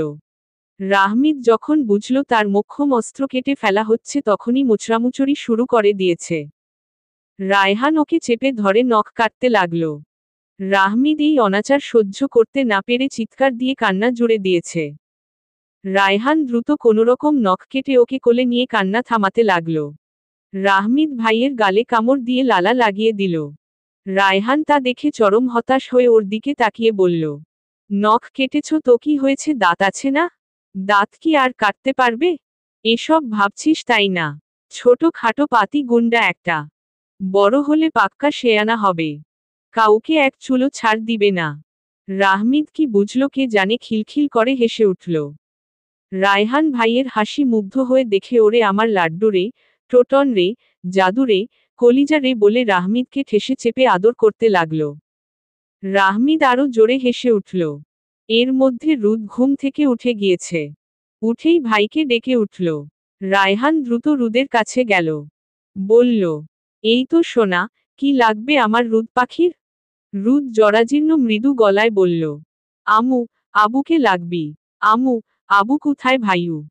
আমার জ্বর হয়েছে আমু, আবু এখনো আসি না কেন? রায়হানের বুক ধক করে উঠল।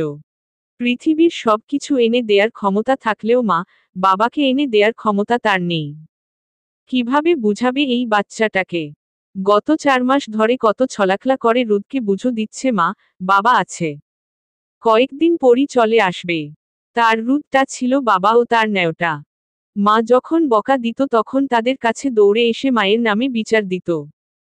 একটু পর মায়ের উপর অভিমান কমে গেলে মায়ের কোলের উপর ঝাঁপিয়ে পড়ত।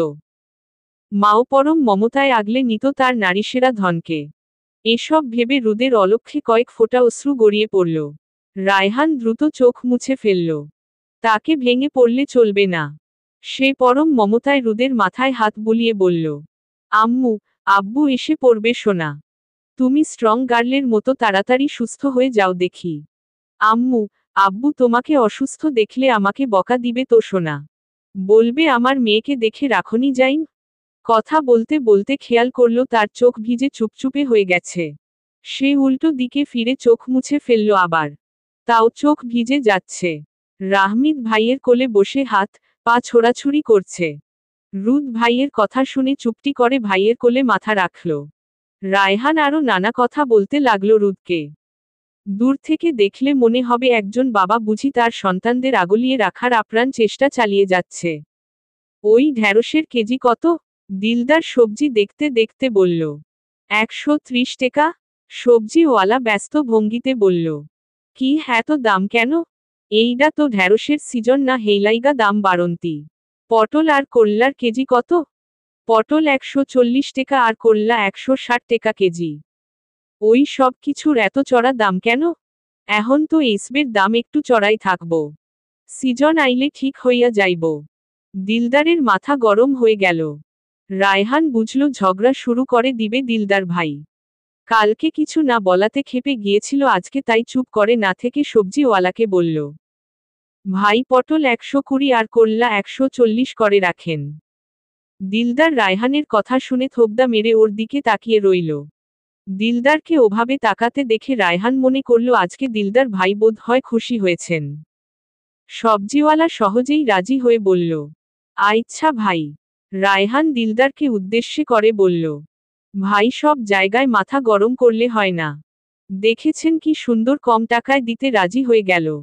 সুন্দর ভাষায় কথা বলেও মিটমাট করা যায়। দিলদারের রায়হানের কথায় হুঁশ ফিরল যেন। পরমুহূর্তেই সবজিওয়ালাকে সবজি দিতে মানা করে রায়হানের হাত ধরে টেনে অন্য জায়গায় নিয়ে গেল। বলল, পৃথিবীর সবচাইয়া মগা মাইনষের নাম যদি আমারে জিগায় আমি এক বাইককে তোমার নাম কমু।